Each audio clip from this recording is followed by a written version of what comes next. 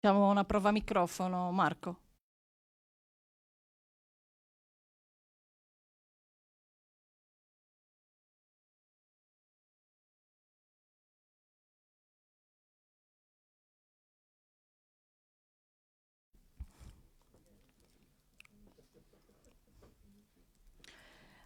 Allora, iniziamo. Buonasera a tutte e a tutti.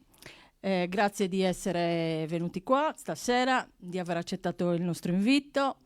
Ringrazio e saluto anche le persone che sono collegate via streaming e ne approfitto anche per ringraziare i tecnici che quotidianamente si prodigano per fare queste dirette, di questo che sta diventando un appuntamento quotidiano per chi sta a casa. Ringrazio e saluto anche Renato Soru, soprattutto lui, che si è reso disponibile a partecipare a questo incontro da subito. Ha fatto anche da poco un incontro nel territorio a Bonorva il 4 di gennaio e questo sta a dimostrare anche il grande interesse che Renato Soru ha per il nostro territorio, interesse che comunque non hanno manifestato gli altri candidati. Prima di iniziare e di introdurre veramente l'argomento, volevo chiamare il sindaco di Pozzomaggiore, Mariano Soro, a fare un saluto da parte della comunità, della nostra comunità.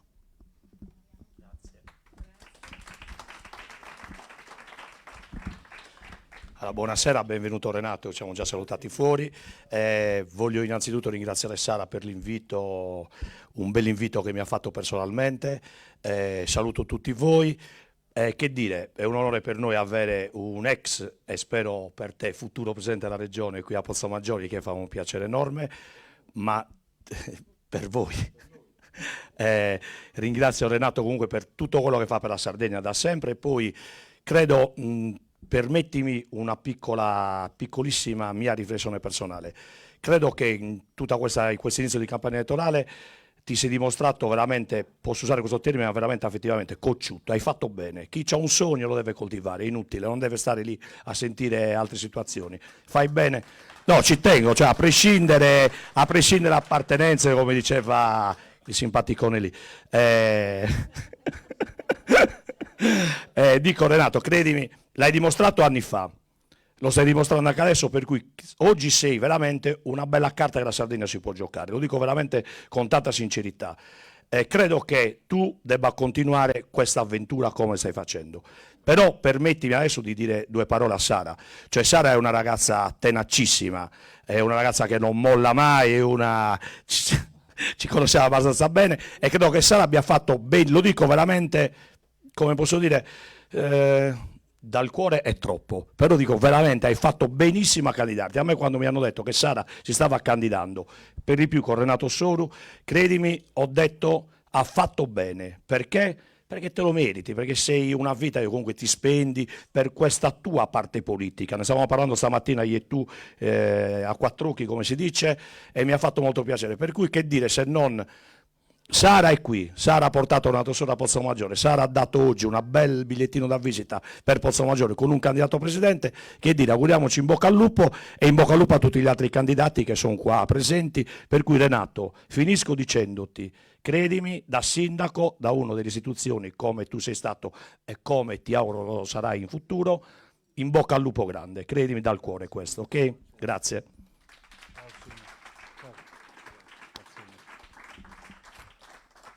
Ringrazio anch'io il sindaco per queste parole del tutto inaspettate, tra l'altro. Non finisce di stupirci. Allora, siamo in piena campagna elettorale, come sapete. Lunedì scadrà il termine per la presentazione delle liste, quindi diciamo che per i candidati più o meno i giochi sono fatti. Renato Soru si sta presentando con una coalizione che ha definito coalizione sarda, quindi una coalizione alternativa di rottura, fuori dagli schemi di questo bipolarismo forzato a cui la legge elettorale, a cui i partiti ci stanno comunque spingendo. Un bipolarismo che fagocita i pensieri, fagocita le proposte, semplifica all'eccesso qualsiasi proposta elettorale, diminuisce la rappresentanza e quindi di conseguenza aumenta anche l'astensionismo, perché è inutile dirlo, quando una persona al momento del voto non si sente rappresentato da un candidato, probabilmente sceglie di non andare a votare. Quindi la poca rappresentanza delle forze politiche probabilmente è anche causa di tutto questo astensionismo. Questo incontro di oggi si intitola La Sardegna di oggi e del futuro. Quindi parleremo della Sardegna di oggi, quella che vediamo tutti i giorni, quella con cui facciamo i conti tutti i giorni, anche di una Sardegna che possiamo immaginare, quindi di una Sardegna futura, una Sardegna bella, come dice Renato Soru, una Sardegna a colori, non grigia come la stiamo vivendo. E se la possiamo immaginare, probabilmente la possiamo anche realizzare, lavorando con una classe dirigente giusta, con una classe politica giusta. In questa serata quindi parleremo della Sardegna di oggi, vedremo un po' come vorremmo questa Sardegna del futuro e come possiamo lavorare per questa Sardegna del futuro. Ci saranno dei contributi esterni di alcuni amici che vogliono comunque mostrarci, insomma, anche loro com'è questa Sardegna di oggi e come sarà la Sardegna del futuro. Però io, prima di parlare di questo, visto e alla luce di tutto quello che è successo politicamente questo periodo e del perché anche quello che ha spinto anche Renato Soru a fare questa coraggiosissima, come ha detto il sindaco, rottura con i partiti di centrosinistra, volevo fargli una domanda e volevo chiedergli questo, Presidente. Volevo chiedergli quanto male fa alla Sardegna e ai sardi una classe politica completamente asservita ai poteri centralisti di Roma. Fino a quanto possiamo sopportare che le decisioni che ci riguardano siano prese sui tavoli romani e non in Sardegna? Eccomi. Buonasera a tutti e a tutti e grazie per questo invito. Grazie al sindaco che ci ospita e grazie agli organizzatori e alle organizzatrici. Entra subito nel merito delle questioni. Dice: perché questa rottura al centro-sinistra? In realtà io non credo che ci sia una rottura al centro-sinistra, perché credo che il PD e il 5 Stelle non rappresentino il centro-sinistra. Non lo rappresentino affatto. E non credo che, per di più, una coalizione a guida 5 Stelle, dove il PD ha rinunciato di svolgere un ruolo guida, di svolgere un ruolo con i suoi dirigenti. Il 5 Stelle noi li abbiamo sempre conosciuti come il partito populista, capace di governare quando ha avuto la responsabilità di governare, ha scelto di fare un governo con la destra di Salvini. E subito, all'improvviso, ha lasciato Salvini per governare alleandosi col PD. Da un giorno all'altro. È un partito che guarda solo al potere, che può governare sia con la destra che con la sinistra. Non è un partito di sinistra e non è nemmeno un partito di centro.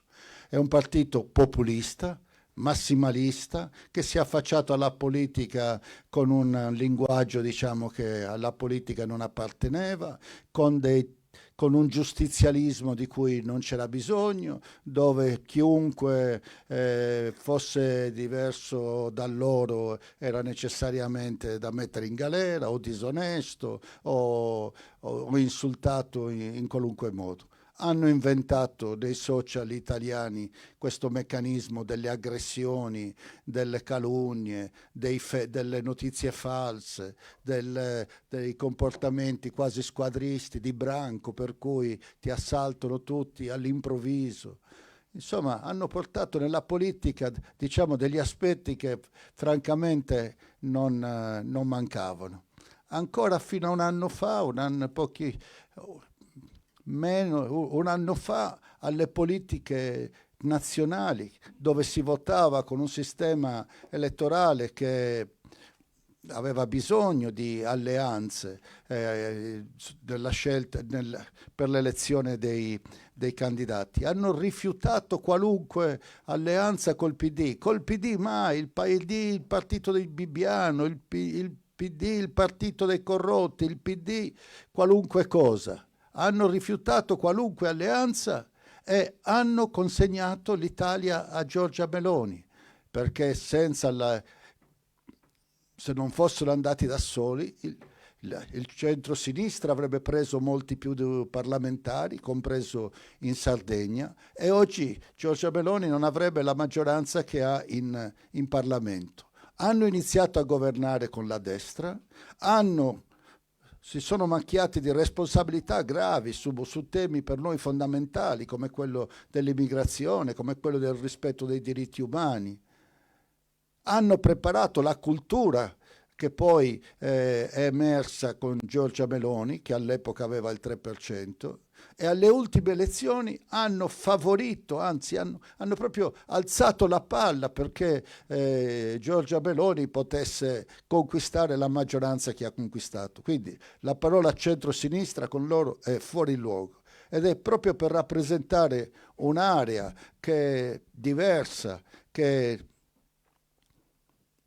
lontana dalla destra dei Fratelli d'Italia, che nel passato si chiamavano Alleanza Nazionale, nel passato si chiamavano Movimento Sociale Italiano, che ancora questi giorni si rappresentano alle commemorazioni con le braccia sempre più alzate e sempre più numerose, tali da preoccupare persino l'Europa, l'Unione Europea e le cancellerie europee. E dall'altra parte, alternativa appunto a un'idea massimalista dell'Italia, una proposta politica massimalista, populista, giustizialista, come ho detto, e anti-europea, perché il vero centrosinistra, che nel passato ha sempre promosso l'Unione Europea, la crescita dell'Unione Europea, la necessità di saldare ulteriormente i diversi popoli dell'Europa in politiche unitarie, ancora 2 settimane fa hanno votato contro il cosiddetto meccanismo europeo di stabilità, cioè quella politica europea comune a garanzia della solvibilità delle banche, a garanzia del sistema finanziario, a garanzia del tasso di interesse del debito pubblico e quindi dei mutui degli italiani. Perché queste politiche sembrano che non ci interessino, ma poi riguardano ogni mutuo, ogni indebitamento delle imprese piccole e grandi e ogni mutuo delle famiglie italiane. E chiunque abbia un mutuo sa di quanto sono aumentati i tassi nell'ultimo anno e quanto sia aumentata la rata. Quindi meccanismi che servono per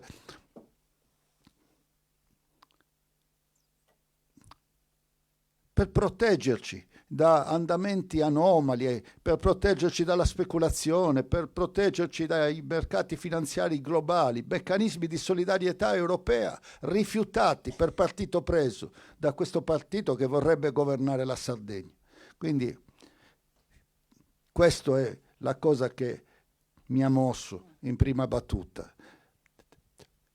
Contrastare la destra con un'area che non sia né di destra e nemmeno di chi ha già governato con la destra e di chi ha favorito la destra. Quindi chi vuol fare un regalo alla destra in Sardegna si chiama il Movimento 5 Stelle e chi gli sta dietro.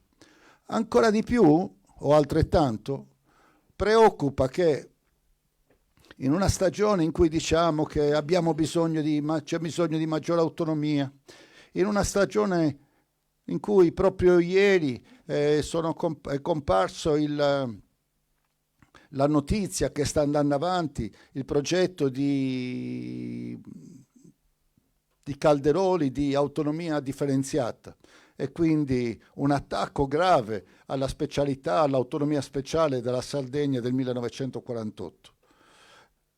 Proprio nel momento in cui la Sardegna ha bisogno non di minore autonomia, ma di maggiore autonomia, di maggiore competenze, perché abbiamo bisogno di guidare noi le politiche in tema di trasporti, in tema di energia, in tema di gestione dei beni culturali, come abbiamo visto qui a Bonorva, a Torralba l'altro giorno, al Nuraghe Sant'Antine, con la cooperativa con cui abbiamo parlato. Abbiamo bisogno di maggiori competenze per poter proprio essere responsabili direttamente della costruzione di un futuro diverso per la Sardegna. Bene, in un momento in cui c'è bisogno di maggiori responsabilità, a Roma ce le negano tutte. Persino la politica romana, i partiti romani ci negano persino la possibilità di scegliere autonomamente le persone che vorremmo mandare al governo, le persone che vorremmo decidere autonomamente poterci rappresentare meglio. Nel momento in cui c'è bisogno di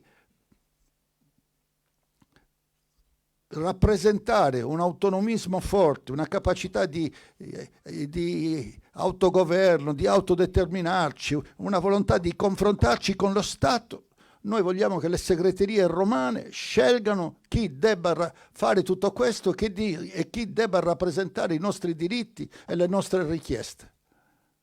Io mi domando, ma quando ci sarà da andare a discutere con lo Stato di nuovi poteri o di diminuzione delle servitù militari o di contrasto alle politiche di accentramento che Giorgia Meloni ha già fatto in questi ultimi mesi, dove ci ha già tolto 3 competenze alla Regione Sardegna, nelle zone economiche speciali, nella gestione dei fondi per lo sviluppo, fondi di sviluppo e coesione, nella gestione delle aree marine protette, ha minacciato qualche settimana fa il ministro.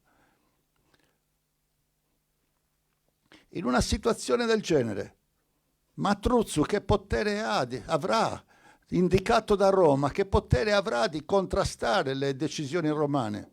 Che potere avrà di rappresentare con forza le richieste della Sardegna quando non è stato scelto dai sardi? È stato innanzitutto scelto dai desideri romani e dai desideri di equilibri romani. E la stessa cosa vale per la candidata Todd, imposta da tanto tempo dai 5 Stelle in Sardegna e imposta dagli equilibri tra PD e 5 Stelle, che ha rifiutato e che hanno rifiutato qualunque consultazione democratica, le primarie a cui ci siamo abituati, qualunque altra forma comunque di consultazione democratica fuori dalle segreterie romane e dai tavoli chiusi cagliaritani. Che potere avrà? Che rappresentanza avrà? Rappresenterà chi l'ha scelta o rappresenteranno i sardi che sono stati costretti a votare lei perché la sua candidatura era già imposta e già decisa? Quindi, come dici tu, ecco i 2 motivi fondamentali perché c'è bisogno di una strada diversa, c'è bisogno di una possibile ripartenza. Niente di strano, peraltro. Stiamo decidendo di fare in Sardegna quello che in Val d'Aosta fanno da tempo, e cioè è maggioritario un partito valdostano che ha valori come quelli che ho cercato di dire, ma che risponde a se stesso, è autonomo rispetto alle decisioni romane e si sa che mette al centro gli interessi della Valle d'Aosta, non di altre cose. Lo stesso vale per il Trentino Alto Adige, un'altra regione a statuto speciale. Lo stesso vale per la Catalunya, i Paesi Baschi, tutte le regioni che hanno una forte identità, un forte sentire comune, una lingua, una storia, una geografia, una identità di popolo comune. In Sardegna questo non è avvenuto. In Sardegna chi avrebbe dovuto fare queste cose alla fine, o rappresentare queste cose, diciamo che forse la sua spinta propulsiva la terminata con Mario Melis, compianto presidente della regione. Ma da allora in poi il loro percorso è stato altalenante e ha smesso di rappresentare una idealità vera e forse ha rappresentato più interessi personali, come in tanti altri casi. E quindi c'è non solo lo spazio, ma c'è la necessità per costruire quel partito della nazione, quel partito della Sardegna, che abbia testa, cuore e abbia a cuore l'interesse dei sardi e nient'altro. E per questo stiamo facendo questo percorso non semplice ma entusiasmante e che stiamo vivendo con molta passione e con molta fiducia per il risultato del prossimo mese.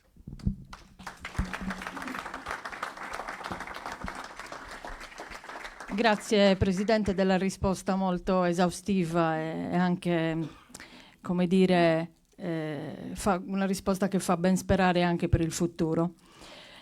Allora, la Sardegna di oggi e del futuro, veniamo al tema del nostro incontro. Parlando della Sardegna di oggi, è noto che non stiamo attraversando proprio un buon periodo. Un periodo felice della nostra storia.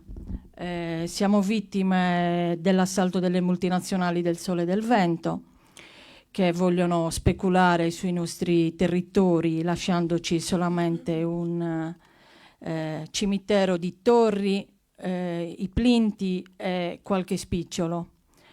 Siamo la regione italiana che ha i più grandi poligoni, la superficie più estesa di poligoni militari, che sono delle zone interdette alla fruizione degli abitanti di questa terra, dei sardi, e che vengono utilizzati dagli eserciti di quasi tutto il mondo per le loro esercitazioni militari, lasciando poi nel territorio tutte le scorie possibili e immaginabili.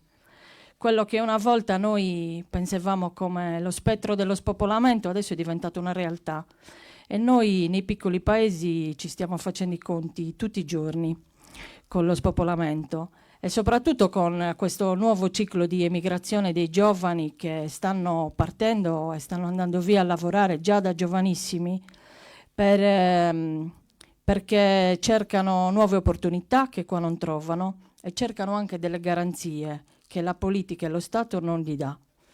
Il comparto agricolo non parliamo, ne abbiamo discusso anche a Bonorva qualche tempo fa, è un comparto agricolo in completa sofferenza, lo è sempre stato perché è un comparto che è soggetto a delle forze che sono della natura, però in questi ultimi anni abbiamo notato anche un grandissimo disinteresse da parte della politica regionale, disinteresse, ignoranza, noncuranza, che ha portato veramente quasi allo sfascio di questo settore. Mai come adesso il comparto agricolo e agrozootecnico sta soffrendo.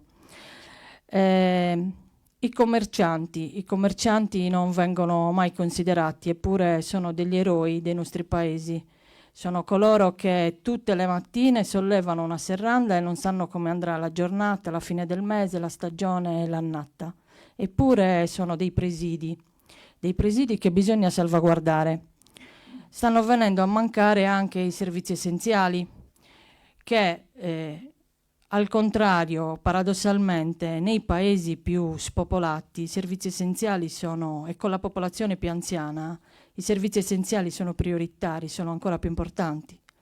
Nei nostri paesi, qua anche in zona, stanno chiudendo le poste, stanno chiudendo gli sportelli bancari, o meglio nei paesi più grandi come il nostro il servizio è ridotto al minimo, e stanno venendo a mancare soprattutto quelli che sono i servizi sanitari, quindi i medici di base, i presidi sanitari nel territorio, e la gente sta rinunciando a curarsi. Praticamente quello che stiamo vedendo è un quadro disastroso. Probabilmente stiamo per raggiungere il punto di non ritorno, a meno che tutta la classe politica sarda non inverta la rotta e faccia una politica, metta giù una politica che è destinata a quella che sono i piccoli paesi, le biddas, che sono il contesto in cui la popolazione sarda è cresciuta. È necessario quindi forse la realizzazione di un nuovo patto che si deve scrivere, che si deve creare tra quelle che sono le zone urbanizzate e il centro dell'isola, tra la parte popolata e l'agro. Forse qualcosa si è rotto nel passato, negli anni recenti, e secondo me, secondo insomma, chi fa queste analisi, probabilmente questo legame, questa pace, bisogna ripristinarla. In questo discorso abbiamo due interventi.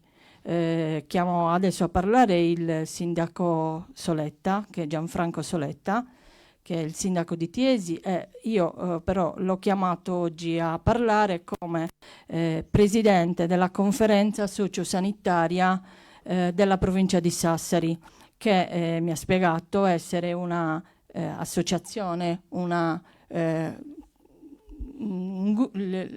organismo costituito dai tutti i sindaci della provincia di Sassari. Gli passo la parola e così ci spiega anche dal punto di vista sanitario come è messo il nostro territorio. Grazie Sara, un saluto Presidente, Renato, un saluto a tutti voi, un saluto al collega Mariano. Ha detto bene Sara, sono il Presidente della Conferenza Sociosanitaria della Provincia di Sassari, un organismo che è composto da tutti i 66 sindaci della Provincia di Sassari. Io ho l'onore di presiedere questo organismo già da molti anni e anche grazie alla fiducia che i miei colleghi mi attribuiscono. Anche quest'anno, cioè lo scorso anno, a fine anno, mi hanno rinnovato proprio questa fiducia anche per il lavoro che stiamo svolgendo. Prima di parlare un attimo sul discorso sanitario, vorrei fare un breve inciso politico senza rubare troppo tempo, mi limito solo un paio di minuti. Ricollegandomi all'introduzione che ha fatto Renato Soru, io faccio parte di un partito politico, di Azione, che noi abbiamo scelto di aderire a questa coalizione e di presentarci a questa tornata elettorale con Renato Soru presidente. Le premesse che ha fatto sono quelle che abbiamo sposato in pieno. Noi non possiamo prescindere dalla nostra autonomia nel decidere chi ci deve governare e chi vogliamo che porti avanti le nostre istanze. Ha detto benissimo, un presidente nominato da Roma che poi si presenta a Roma non avrà mai quella forza che potrebbe avere chi si autodetermina o perlomeno porta le proprie istanze in maniera differente, cioè scegliendo dalla base, scegliendo con tutti quelli che vogliono sposare un progetto, andare lì e chiedere e fare le nostre dimostranze. Abbiamo visto che sta succedendo di tutto, dalle autonomie scolastiche che ormai stanno portando dei numeri assurdi, per i motivi che diceva Sara. Ormai il nostro territorio sta subendo, io quella che chiamo anche transizione demografica, perché dobbiamo pensare anche a questo, perché ormai sta diventando praticamente ovunque un problema latente, che non è il problema di oggi e di domani, il problema di ieri. Ci stiamo accorgendo che ci sta arrivando sopra forse una tegola così enorme che non si sa come riusciremo ad arginare questo fenomeno. E quindi abbiamo bisogno di idee, ma di idee che partano dal basso, e sono quelle che noi vogliamo portare avanti, come quelle che noi vogliamo portare avanti anche sulla sanità. Noi da anni che abbiamo portato e presentato dei progetti a tutte le giunte regionali, e questo, devo dire, i nostri temi, le nostre argomentazioni, l'avete visto anche come abbiamo lavorato in questi ultimi anni, soprattutto nel momento del Covid. Tutti i sindaci si sono messi a disposizione di un sistema sanitario che ha manifestato tutti i suoi limiti, e io faccio anche il mea culpa, perché tutti noi addietro, io facevo parte del Partito Democratico, su alcune scelte che abbiamo fatto noi dobbiamo rivedere anche quelle posizioni. Io ricordo sempre una mia lunga chiacchierata con l'allora assessore Nerina Dirindin, col quale poi abbiamo discusso animatamente,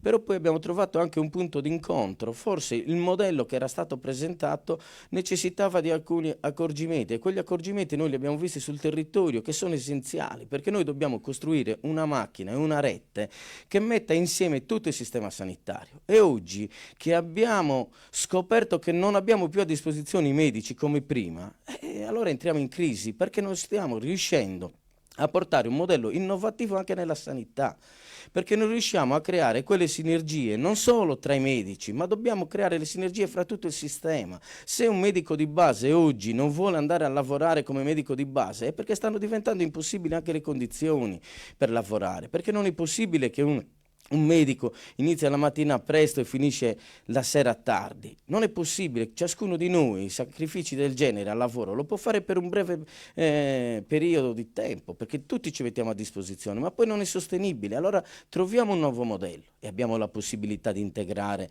anche questi sistemi qua. Per il Melogo noi abbiamo dei progetti, abbiamo il progetto dell'ospedale di comunità di Tiesi, abbiamo la casa di comunità di Bonorvo. Questi due punti di riferimento devono essere il fulcro per creare tutta una serie di reti di assistenza per tutte quelle persone che ne hanno necessità. E la nostra popolazione, ormai è innegabile, sta diventando sempre più anziana. Abbiamo necessità anche di rivedere quelli che sono i nostri bisogni. Rivedendo quelli che sono i nostri bisogni, noi possiamo anche formulare una proposta. Se non ho il medico di base, è inutile che poi portiamo anche il numero di pazienti da 1.500 a 1.800.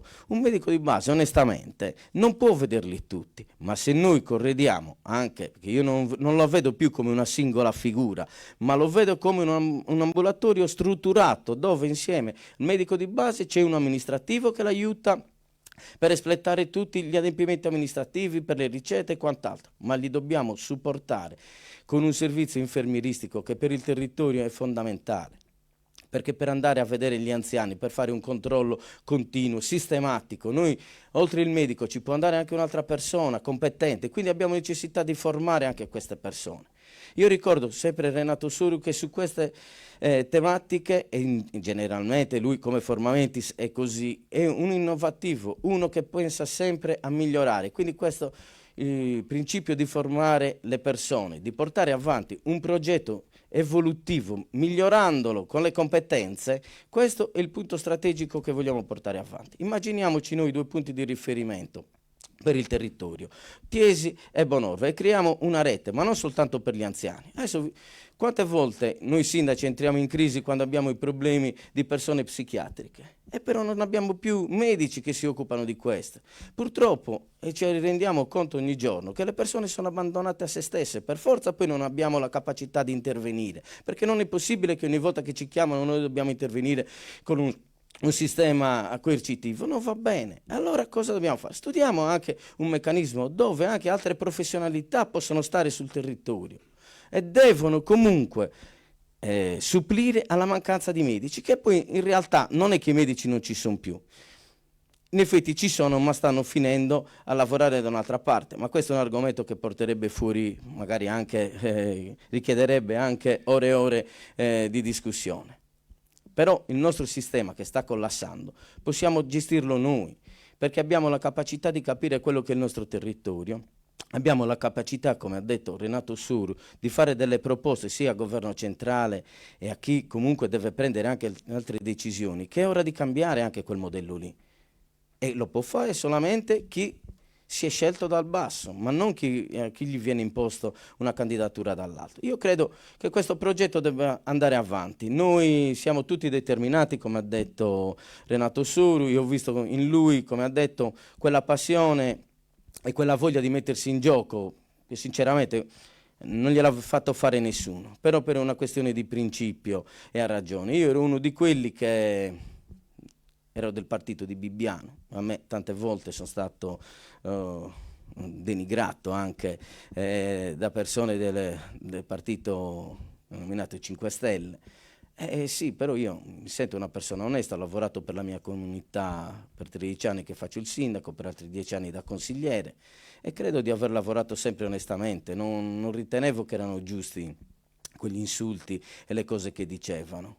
E io ho partecipato a quella famosa riunione del luglio del 2022, io ho partecipato a Quartu, e quando sono intervenuto io ho detto che noi possiamo sicuramente andare tutti d'accordo, il centro-sinistra noi lo possiamo trovare tutti quanti uniti, dobbiamo trovare una persona che però ci metta anche d'accordo, oltre che sul programma, perché io credo che se a uno tu gli dici che vuoi mettere a posto la sanità o poi vuoi togliere la gente dalla povertà, tutti quanti siamo d'accordo per fare questo, però ci divide il come, e il come può essere solo una persona con delle grandi doti e capacità che ci può mettere d'accordo e trovare l'intesa fra tutti.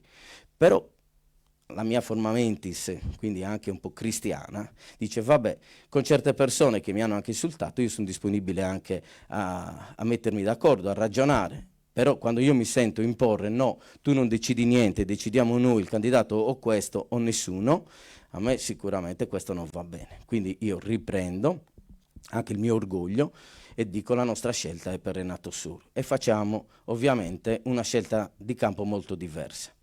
Io mi fermerei qua, do la parola agli altri. Grazie. Grazie.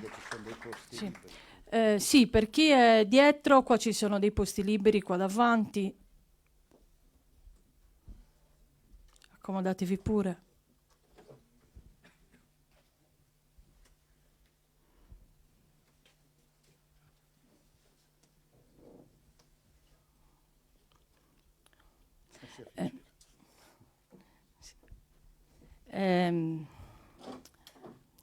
Ringrazio Gianfranco Soletta per questo suo intervento, per questa sua relazione che ci ha anche aperto gli occhi su alcune cose della sanità molto interessanti.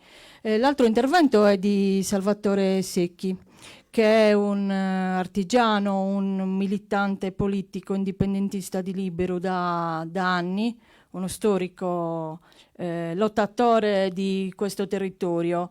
Lo conosce bene e in più, tra l'altro, Bobore è anche lui uno di quegli eroi che stavo descrivendo prima, cioè uno di quelli che tutte le mattine apre la bottega e non sa come finirà l'anno.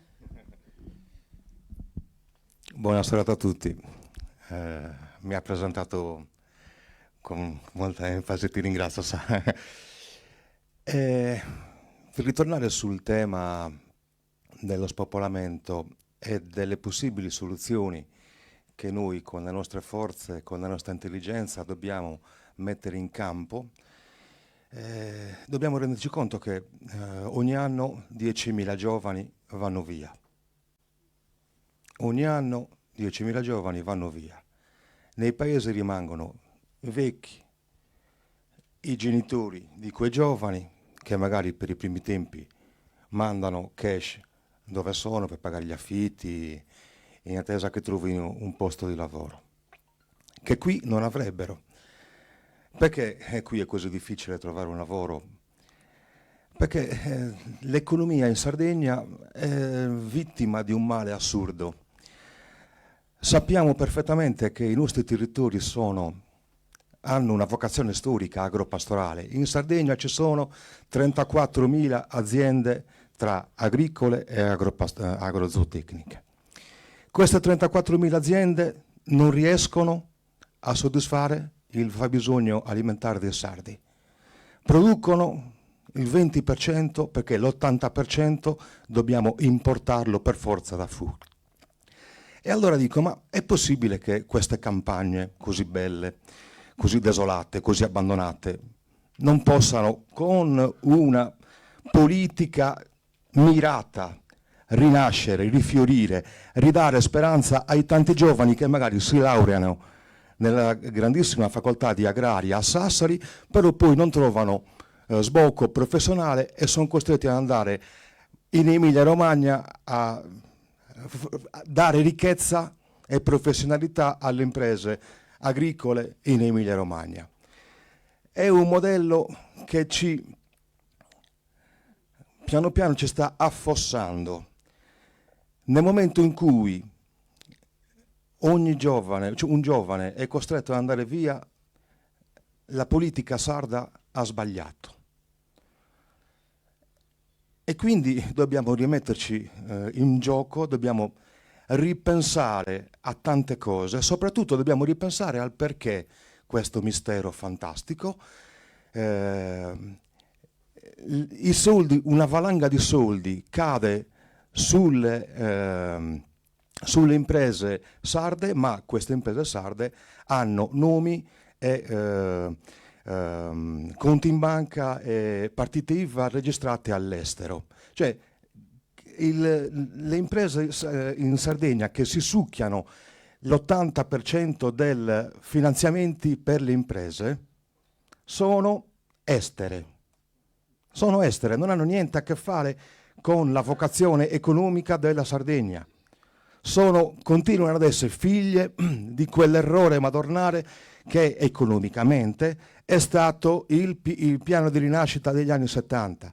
E sino a 20 anni fa, che cosa succedeva ad Ottana? Succedeva che le imprese straniere arrivavano nei nostri territori, si prendevano i soldi per aprire le fabbriche, dopodiché mandavano in cassa integrazione gli operai e si portavano via addirittura i macchinari acquistati con i nostri soldi e magari aprivano le fabbriche in Romania e in Polonia.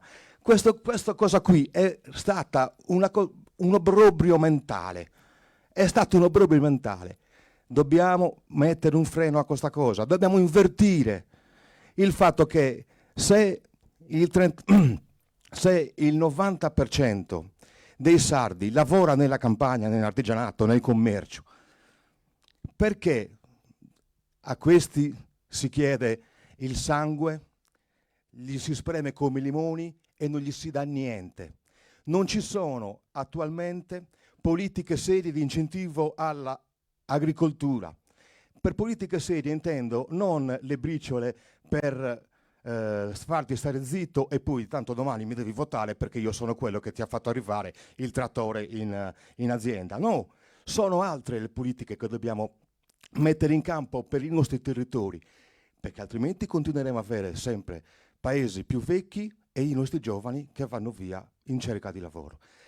Io sono un artigiano e so cosa significa essere una partita IVA, so cosa significa arrivare a fine mese e quello che pensavi di aver guadagnato te lo sta succhiando l'agenzia delle entrate, e qui dico, caspiterina, noi abbiamo questo fantastico rapporto con l'Italia, con Roma, gli diamo tutti i nostri soldi e poi Roma ce li dovrebbe ridare. Perché non facciamo una bella cosa intelligente? Facciamo una agenzia sarda delle entrate. I nostri soldi arrivano a Cagliari, vengono contati, vengono gestiti in Sardegna, poi la parte che dobbiamo mandare a Roma gliela mandiamo, ma non possiamo permetterci di vivere quello che abbiamo vissuto con l'avvertenza entrate, che addirittura lo Stato italiano ci doveva qualcosa come svariati miliardi di euro con cui avremmo potuto fare ospedali, avremmo potuto ballare in cima alle montagne con quei soldi, e invece no. Addirittura i nostri governanti sardi si sono accordati per uno sconto, cioè dacci le briciole e tieniti il malloppo. Questo qui deve finire, e quindi c'è la possibilità, secondo me, di ragionare su una agenzia sarda delle entrate? Ragioniamoci, facciamolo. È possibile che il mondo dell'artigianato in Sardegna sia soffocato da incompetenza da parte dei vari uffici territoriali o regionali per quanto riguarda i progetti, i piani, o per quanto riguarda la possibilità di costruire e quant'altro. Abbiamo un bellissimo piano paesaggistico regionale, una legge spettacolare che difficilmente i comuni hanno interpretato e recepito nel migliore dei modi. Alcuni addirittura non l'hanno neanche fatto. Basterebbe che i piani, i PUC o i piani particolareggiati venissero armonizzati a quella bellissima legge e avremmo la possibilità di trasformare i nostri centri storici perfettamente ristrutturati, conservati, un restauro conservativo, eccetera, e lì lavorerebbero le oltre 20.000 aziende, imprese sarde che fanno infissi, tubisti, impiantisti, serramentisti come me per esempio, ricostruendo i centri storici e magari, che ne so, destinarli al turismo culturale. Perché la gente che arriva deve per forza rimanere nella ciambella esterna delle nostre coste e della Sardegna, non conoscere niente? Perché non possiamo offrire ai nostri paesi, naturalmente non è che tu vieni e ti ospitano, no, tu vieni e paghi come pagheresti in Costa Smeralda, però ti consento di venire, abitare nei miei centri storici, mangiare il cibo che a detta di tutti è abbastanza buono. Tutti quanti vogliono mangiare il zicchi, sì, ma per mangiare il zicchi non puoi stare a Porto Rotondo, devi venire a Buonorva e io ti devo poter ospitare, capito? Quindi perché non si pensa da sardi e continuiamo a pensare da italiani a tutte le malefatte e ci continuiamo a mangiare tutte le malefatte che dall'Italia purtroppo sono arrivate? È ora di darci un taglio, è ora di recidere quel cordone umbilicale che ci lega a quello Stato e dire ok, dobbiamo conquistare nuove competenze, dobbiamo avere più poteri per gestire le nostre campagne, gestire il nostro artigianato, gestire i nostri commerci, per armonizzare le leggi territoriali con quella regionale su varie cose, per dare una speranza ai malati sardi che devono andare in continente per potersi curare e a volte non ci vanno neanche perché i trasporti costano troppo. Cioè, tutte queste belle cose devono essere riorganizzate da una mente sarda che ha cuore e testa in Sardegna e gambe anche. Ho finito, grazie. Grazie Bombore. Da tutti gli interventi, quindi Presidente, se ne deduce che c'è sempre una ricerca di maggiore autonomia, maggiore libertà, maggiore indipendenza anche di movimento. Noi oggi abbiamo economizzato un pochettino gli interventi della serata perché volevamo dare molto spazio a lei. E poi, sì, e poi anche spazio alle domande. Di domande sì, di interventi dal pubblico ne avevo già 2 segnati. C'era la dottoressa Meloni qua che voleva fare una domanda a lei.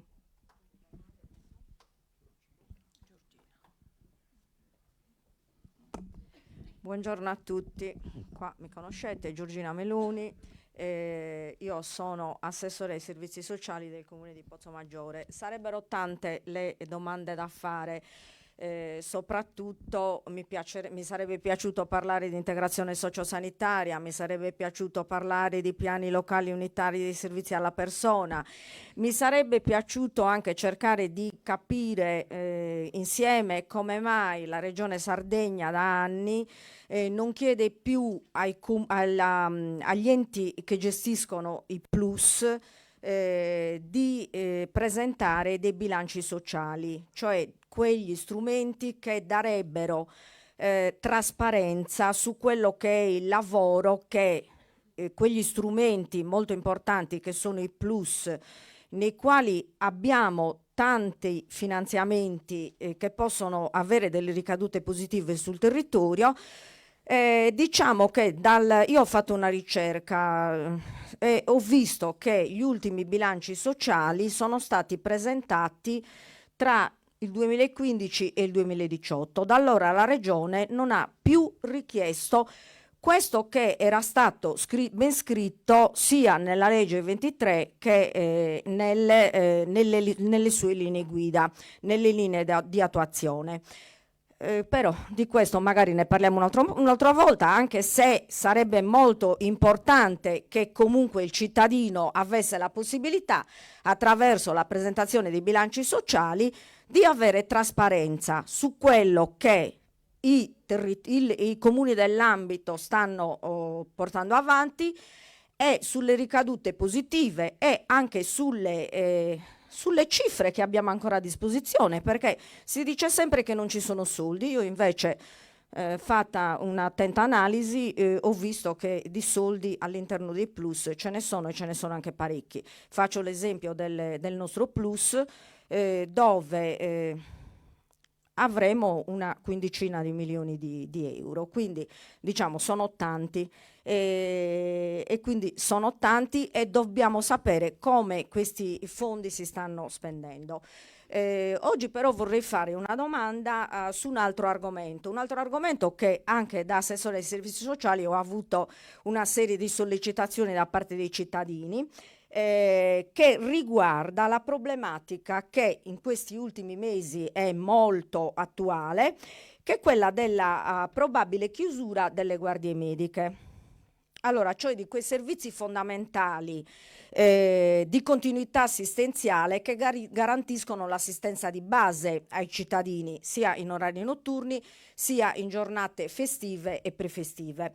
Parrebbe che la giunta regionale, in applicazione chiaramente di norme nazionali e anche di atti deliberativi regionali, in Sardegna abbia deciso di ridurre da 191 a 50 le guardie mediche, con la chiusura del 78% di queste dopo la mezzanotte.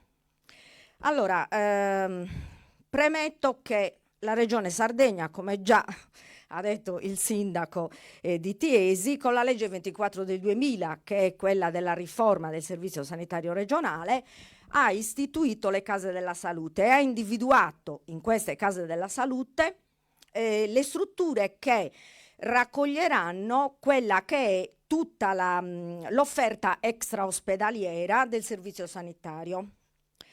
Quindi le case della salute e poi anche gli ospedali di comunità saranno destinati a diventare le sedi di quelle che vengono definite le aggregazioni funzionali territoriali, cioè quelle aggregazioni monoprofessionali di medici di medicina generale, di pediatri di libera scelta e poi di specialisti ambulatoriali. Quindi il problema delle guardie mediche e quindi della probabile soppressione di queste è strettamente collegato non solo alla carenza di medici, ma anche alla organizzazione delle case della salute.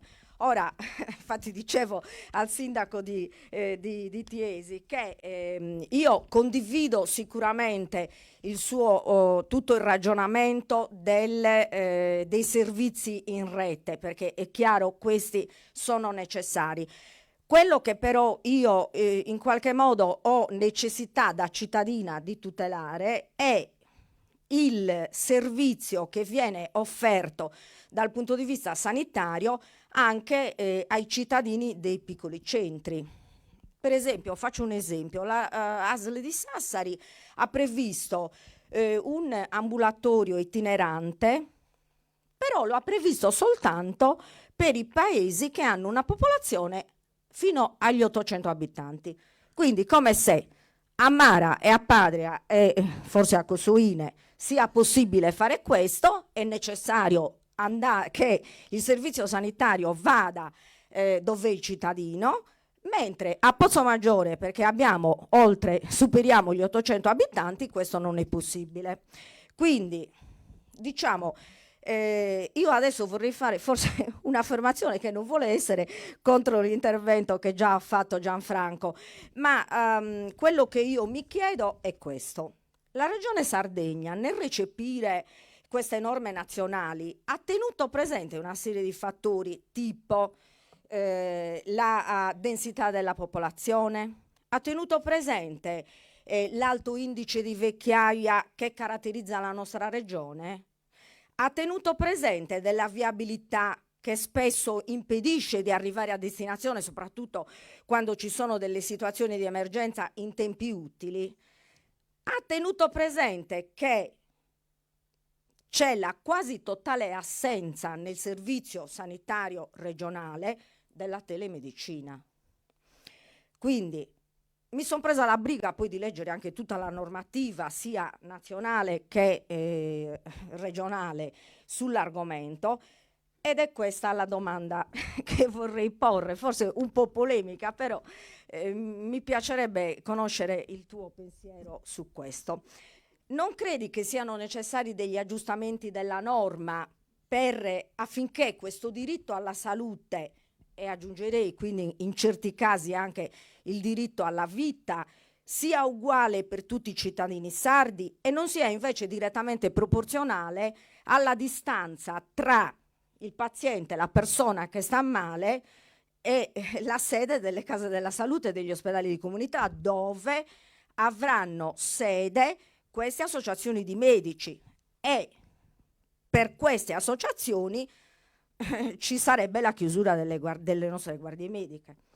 Non pensi poi che a volte in determinati casi sia necessario far valere il nostro essere regione a statuto speciale, anche che ha scelto proprio durante la tua presidenza di avere anche un'autonomia nella spesa sanitaria?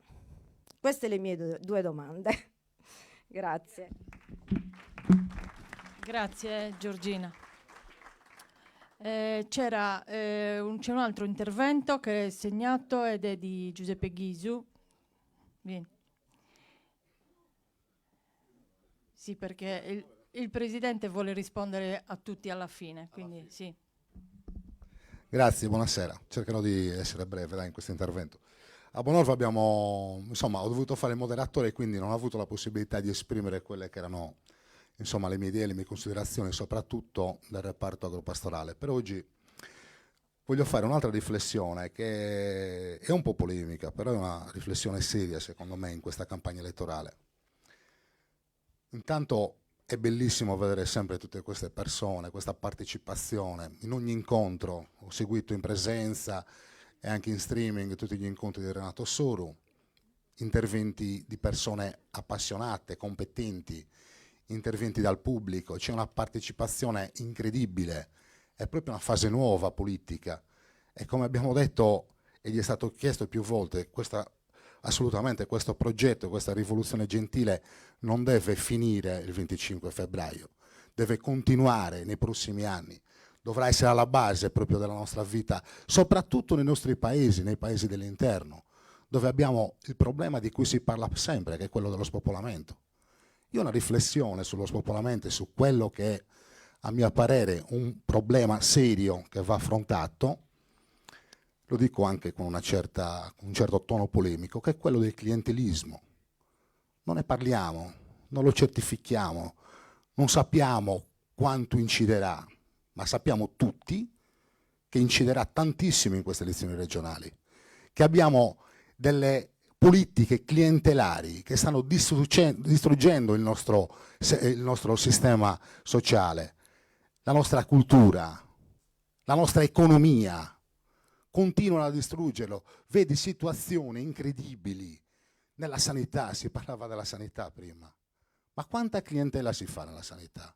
Perché non proviamo ad andare negli ospedali adesso e vediamo il proliferare di guardie giurate? Racconto un aneddoto dell'altro giorno. Vado dai veterinari, apro la porta, boom, guardia giurata. Ho detto, qual è? Cosa stai facendo qua? Sto lavorando, sì, te lo vedo, facevo guardia giurata, certo, ma cosa devi fare? Ti devo accompagnare dal veterinario. Non è mai servito a nulla. Adesso quasi quasi non si va più dal veterinario perché le cose si fanno online, con le mail, si chiede un foglio rosa, no? Un modello 4, chi è del settore capisce di cosa sto parlando.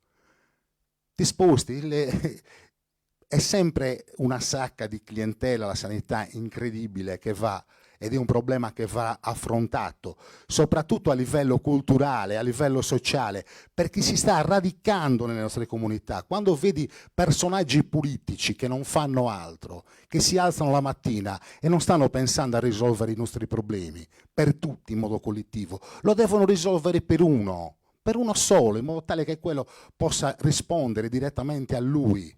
Dei veri pusher, dei contratti trimestrali. Ti do una dose adesso, 3 mesi, poi te ne do altri 3 e continuiamo così a tenerli al guinzaglio. E quando vedo ragazzi che vanno a fare le guardie giurate, che potrebbero lavorare in campagna, perché io lavoro in campagna e so cosa significa, e vedo dei giovani che stanno allontanando dalle campagne per andare a fare questi lavori, mi fa male, sento proprio dolore. Dico, ma perché non continuiamo a lavorare, a fare quello che abbiamo sempre fatto e cerchiamo di prestare attenzione per questi giovani che devono crescere, li dobbiamo accompagnare in queste cose, poi magari gli facciamo fare il primo insediamento a 35.000 euro e gli chiediamo garanzie che devono impegnare tutte le famiglie per 4 generazioni. Poi ti rendi conto, sempre per fare clientela, che regalano 30.000 euro a un'associazione per fare un torneo giovanile inesistente o per fare chissà quale cosa o per finanziare un'associazione, le abbiamo viste, perché il collegato alla finanziaria è stato terribile sotto questo aspetto, clientela pura, non è più possibile andare avanti in questo modo. Noi dobbiamo pensare a delle politiche sociali, culturali ed economiche vere per la campagna. Io nasco in campagna, sono figlio di pastore, nipote di pastore, come tanti di noi. La campagna, Sara conosce bene le difficoltà, le abbiamo affrontate, le abbiamo approfondite. Serve gente competente, lo ripeterò sempre in ogni incontro, mai più un assessore all'agricoltura che si presenta all'insediamento della giunta dicendo non capisco di agricoltura, cercherò di imparare in fretta. Ma perché?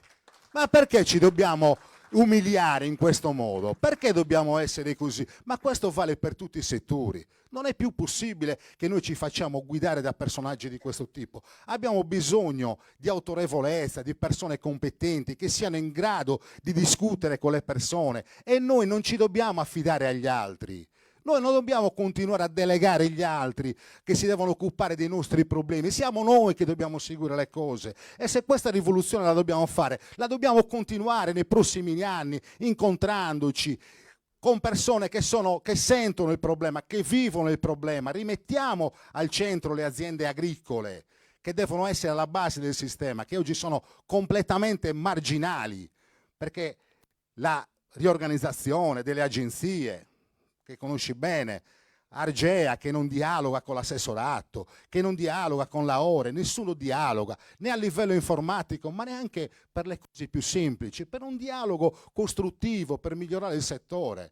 Meno male lì la clientela entra molto meno, perché andare a fare clientela ad Argea, forse quell'autonomia è molto più difficile. Quindi sembrerà, come dire, una domanda, non lo so, provocatoria sul discorso clientelare. È una cosa che va sulla clientela, sul clientelismo, è un discorso molto serio perché sposta veramente gli equilibri in questa campagna elettorale. Perché vedo personaggi che vanno in giro senza arte né parte a fare clientela, a distribuire prebende ad associazioni, a posti di lavoro qua e là che non costruiscono nulla, né economicamente né socialmente. L'ultima cosa che voglio dire è un bocca al lupo a Sara, a Gianfranco, ai candidati che sono qua, a Bobore. Un grosso in bocca al lupo ai candidati, veramente, perché dobbiamo farlo. Però vi dico una cosa, ci teniamo veramente a questo progetto, siamo tutti candidati. Siamo tutti candidati, dobbiamo cercare voto per voto, casa per casa, spiegare le cose, sanità, agricoltura, trasporti, andare in giro e parlare con la gente, ci dobbiamo riaprire, dobbiamo portare la gente a votare, dal 53% dobbiamo salire al 70% di nuovo di affluenza al voto. Speriamo che vada in questo modo, grazie.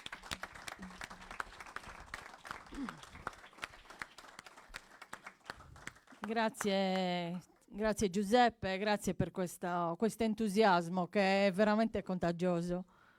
C'era l'ultimo intervento e poi passiamo la parola al Presidente che era di Gavino Sale. Sì. Ok, va bene. Gavi, conciso, breve.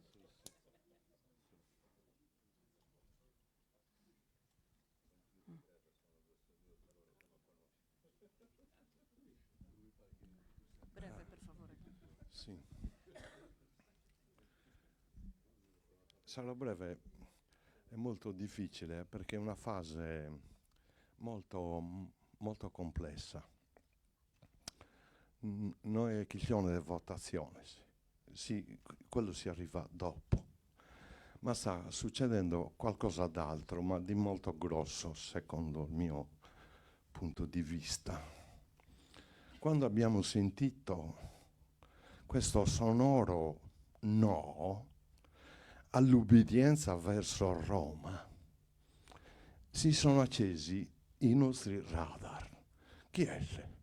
E in chi Suru. Ah sì? Nell'arco di pochissimi mesi, gente che vimisi in disaccordo per questioni teologiche o chissà per quale motivo, abbiamo cominciato a tornare a vivere con molta educazione e ragionare su questo progetto. Che non è un progetto, c'è tutto l'aspetto tecnico, ma c'è un aspetto che ci coinvolge tutti, che ha lasciato perdere l'ascia di guerra tra di noi e ci sta aggregando molte diversità. Carenar che in questo no, ed è emerso abbastanza chiaro, il casero, l'esigenza di bloccare un processo per noi perdente su decisioni prese altrove senza la conoscenza profonda né del territorio né della nostra storia. Arriva, devora l'enicalisia, si imbatte qua e crea solamente che disastri. Un popolo diverso che un signore ha detto, un po' di storia giusto, gli Sardana, dal cuore risoluto che nessuno è riuscito a fermare mai. Firmato Rames II, il più grande faraone d'Egitto. La storia non è così che dai, ci ha lasciato tracce. Noi proveniamo dai Gusiglioria, che è stata assolutamente negata, e mille altri fattori. A Tragosa, nelle 9 guerre che abbiamo combattuto contro Son Romanos, hanno fatto una volta delle misa prigionieri, 5.000 come Tambidu Cadenasa, si sono suicidati. Avete capito di che pasta siamo, nonostante la nostra storia ce la nascondano. Oggi siamo arrivati a un appuntamento molto importante, che è in ballo la nostra sopravvivenza fisica, economica, psicologica, di dignità. Questo sta attraendo questo progetto, vadano come vadano le cose, per la prima volta è trasversale. Non è una ribellione, no? Si fa con 200, 300, 500, 1000 persone, ma una rivoluzione per centinaia di migliaia di persone che devono essere coinvolte in forma trasversale. Tutto dai sia d'angolo noi dobbiamo fare dare che siamo in questo bivio, se no soccombiamo, se lasciamo la terra, che bella sicura, commentare una mamma, la dobbiamo trattare bene, sono l'unico che la vogliono trattare bene, siamo noi, che non si fatene divertire, non si fatene vivere in una terra bella, ed è dovere nostro. Questo no si sintetizza molto in un atto concreto. E arrivini, e narrano. Abbiamo tutte le autorizzazioni del Ministero perché il sole è il nostro. Le eliche, le ventole sono le nostre. Ma siamo su mancantese. Il più grande pozzo di petrolio purissimo arriva in culto con un batto piccolo de Babilo e noi sì. Rames II, non che fa mullare tutto. Oh, quello è un danno alla sua dignità. Quando io raccontavo queste cose, babbo minaraiada, ma è vero che vi siete venduti il sole e il vento, però per fortuna non vedeva. Io diventavo rosso, no, io non siamo opponzende. Questo è un fatto molto concreto che racchiude il concetto politico di che cosa stiamo progettando noi. In una frase già fatta, stiamo decidendo di decidere sul nostro futuro, anche perché il crollo europeo ci travolgerà tutti, Ha già cominciato in Germania, no? Li chiamo tutti sta succedendo. E arriverà qua. E come per incanto, in questa meravigliosa isola, abbiamo un tesoro da 9 miliardi e 300 milioni di pennere, dove noi possiamo risolvere tutte le questioni tecniche, da scuola all'infanzia, ai trasporti, aeroplani, 9 miliardi e 300 milioni. Poi, su Presidente, volete spiegare mezzo su come si può dipendere velocemente. Quindi siamo usati questo bivio, o volimo umano, ma questa storia, e la faremo vincere, e tanto, cominciamo a tornare. A me questa storia mi dà un'energia fisica e psichica. Mi curene, finza so che vedo, so talmente energia e la rivende. Alla carita che prendere, o no? E quindi non la devo fare più lunga, le ore mi sa.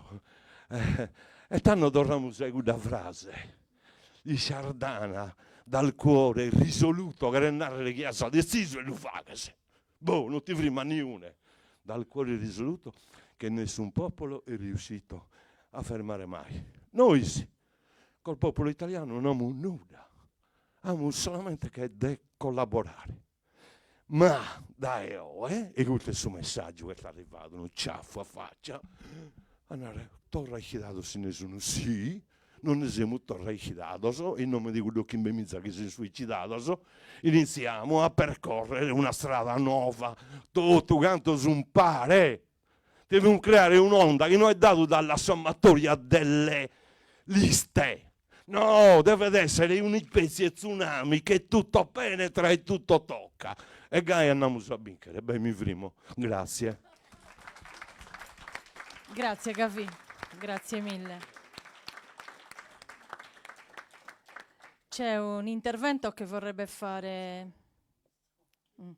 Dovresti venire qua però, Annalisa. Parlo da qua, ho una voce abbastanza forte.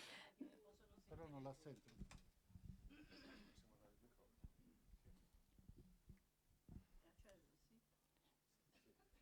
Laura, puoi vedere? Laura.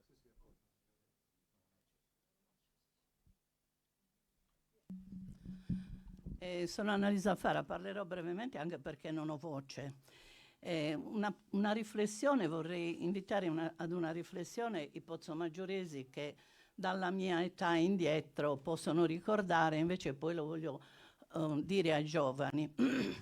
Negli anni 50 a Pozzomaggiore c'era il cosiddetto ospedaletto, dove veniva la pediatra, non so con quale cadenza perché io non me lo posso ricordare, ero piccola, ma ricordo che mia mamma ci portava mio fratellino, che aveva 7 anni meno di me, e che ha 7 anni meno di me anche adesso, e che era molto contenta. E invece adesso non abbiamo una... come si chiama? Adesso non mi... No, la cosa più... No, non abbiamo a livello regionale una... non mi viene perché sono un po' imbarazzata. Grazie. Quello che... intensiva, la terapia intensiva per i bambini, pediatrica. I nostri bambini devono andare in continente per avere questa cosa. Negli anni 75-80 un sindaco che stimo abbastanza, tant'è che me lo sono anche sposato, era riuscito ad ottenere un centro di igiene mentale a Pozzomaggiore, dove veniva una bravissima psichiatra da Sassari. Non mi ricordo anche questo con quale cadenza, anche quello c'è stato scippato.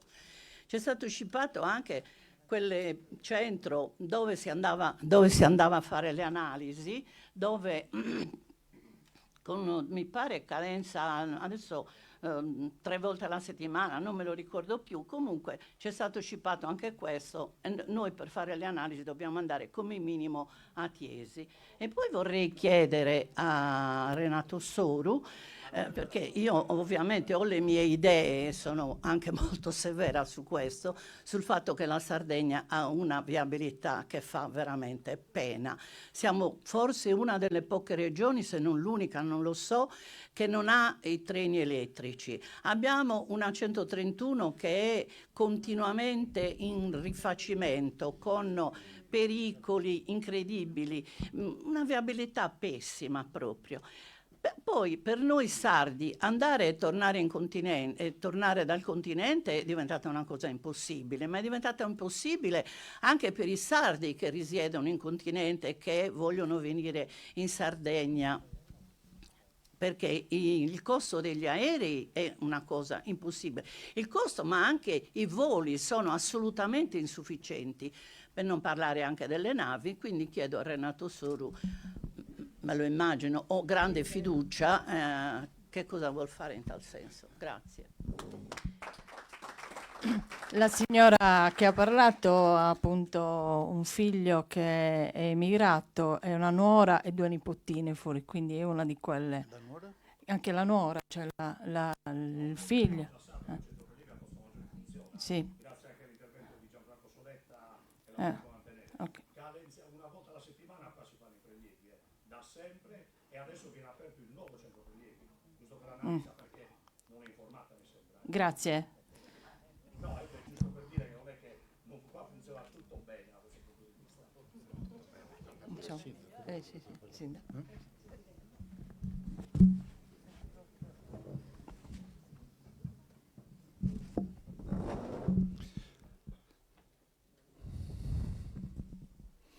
Provo a riprendere il ragionamento che ho provato a iniziare prima, facendo tesoro anche delle cose che sono state dette, provarne a fare una sintesi. Abbiamo detto di una regione che ha bisogno di maggiori competenze per poter essere più vicina ai propri cittadini e poter analizzare, studiare e decidere le risposte necessarie ai bisogni di oggi e a un percorso di miglioramento che vogliamo fare per il futuro. Per fare questo c'è bisogno di iniziare subito il confronto con lo Stato, che può essere la riscrittura dello Statuto, che però se ne parla ormai da alcuni decenni e non si riesce a fare, ma finirà prima o poi la confusione, finirà prima o poi il frammentarsi, finirà prima o poi quest'idea che non si riesca mai ad andare d'accordo e magari riuscire finalmente a fare un passo tutti insieme.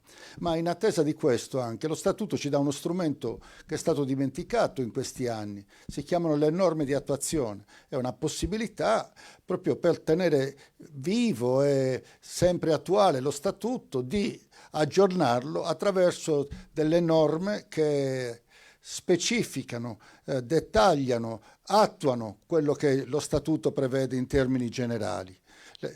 Altre regioni hanno utilizzato le norme del Statuto speciale in maniera straordinaria, in maniera continua e quindi si sono portati avanti. Pensate, il Trentino Alto Adige oggi ha la competenza per l'intero sistema scolastico. Addirittura lo Stato gli trasferisce le risorse che abitualmente spendeva per l'istruzione, per il sistema scolastico pubblico, e il Trentino con quei soldi ha deciso di gestirselo autonomamente, pensando di poter fare meglio, pur sempre dentro le regole dello Stato, le regole delle materie, i libri di testo e così via. Quindi attraverso le norme di attuazione aggiornare immediatamente, tempestivamente le cose che possiamo e che dobbiamo fare da soli, i trasporti, come ha detto la signora, oppure i beni culturali che possano servire al turismo, come è stato detto poc'anzi. Ma allo stesso modo la Regione non deve solamente chiedere maggiori competenze allo Stato, deve anche dare maggiori competenze agli enti locali, proseguire quel percorso di prossimità, no? Di portare le decisioni sempre più vicino a dove le persone poi devono usufruire di queste decisioni. Ed è bene che siano fatte nel modo più partecipato possibile, nel modo più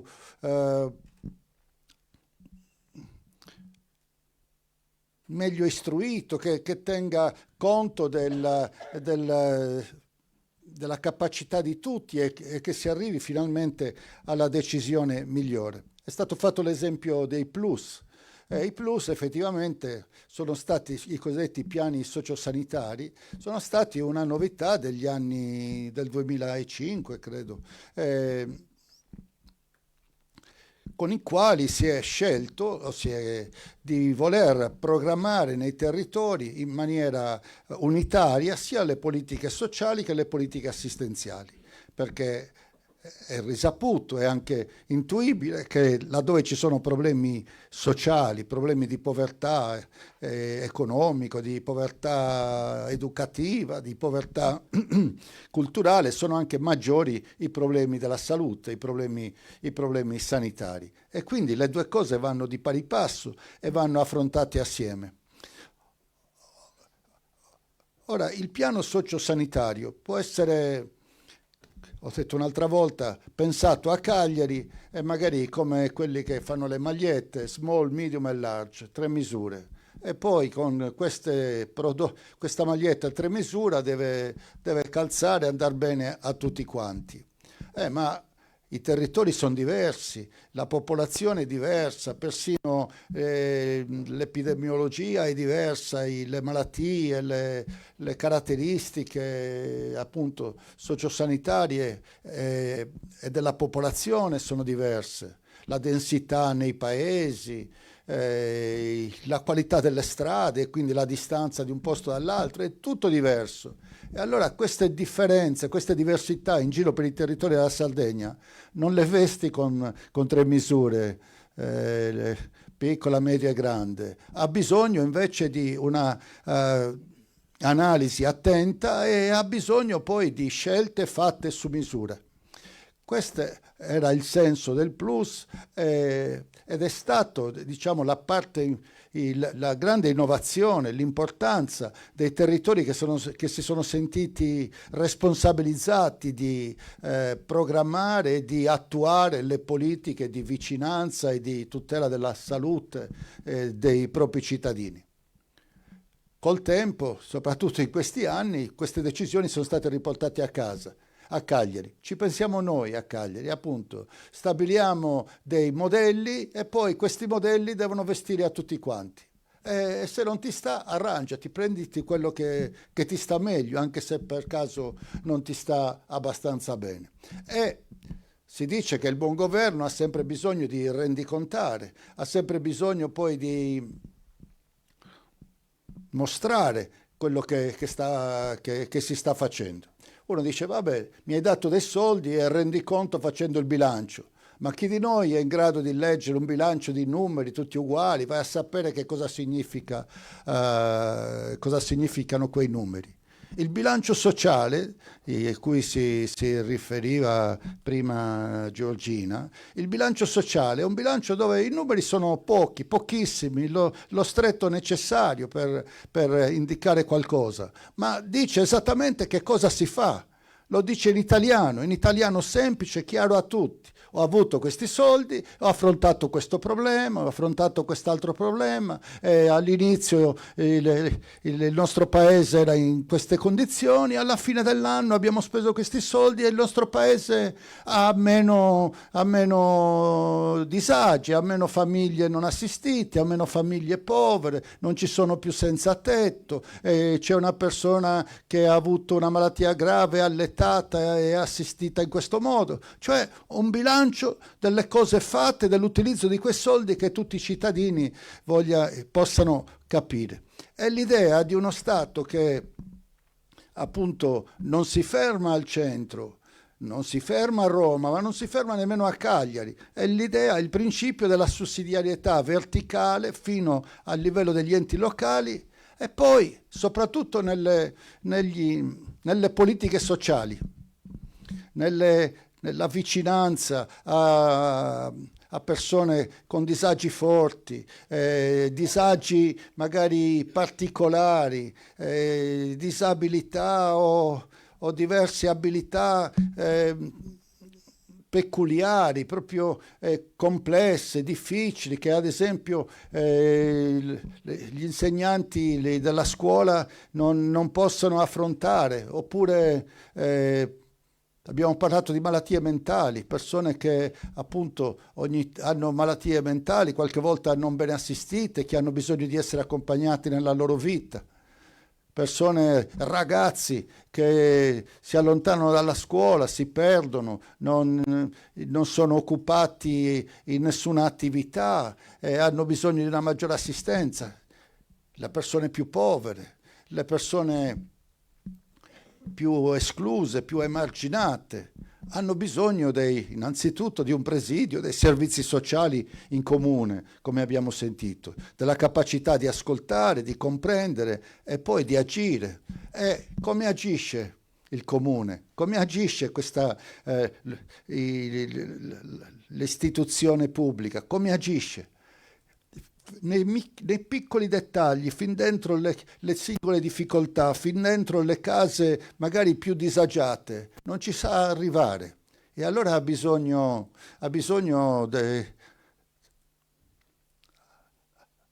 di ciascuno di noi o di ciascuno di voi, delle persone che si organizzano, delle associazioni di volontariato, delle organizzazioni no profit, delle cooperative sociali. Ha bisogno di tutto questo mondo di sussidiarietà che, coordinato dallo Stato, dalla pubblica amministrazione, ha la capacità, innanzitutto ha la passione, ha anche l'idealità, perché da questo si parte, e poi acquisisce anche la professionalità di fare bene quelle attività e di rispondere alle necessità di aiuto sociale e di aiuto anche sanitario in qualche modo. Quindi noi dobbiamo immaginare questa regione Sardegna, appunto, dove le responsabilità scendano fin nel luogo più vicino, con l'aiuto dei sindaci che lavorano insieme, dei sindaci che si coordinano, come ha ricordato prima Gianfranco Soletta, scusami. Dei sindaci che si coordinano e che sono capaci di animare e di valorizzare questo impegno civile della società che si organizza, come abbiamo detto, nel volontariato e nelle cooperative sociali. Questo è particolarmente importante, l'avete detto, alla fine è tornato in tutti i discorsi. I nostri paesi, sempre più piccoli, con una natalità che non riesce a sopperire le persone che invecchiano e che ci lasciano, paesi che lentamente degradano, ci sono sempre meno persone, lentamente continuano ad invecchiare, per cui quasi oggi i bambini, i giovani sono una rarità. E spesso quelli che ci sono si sentono troppo soli o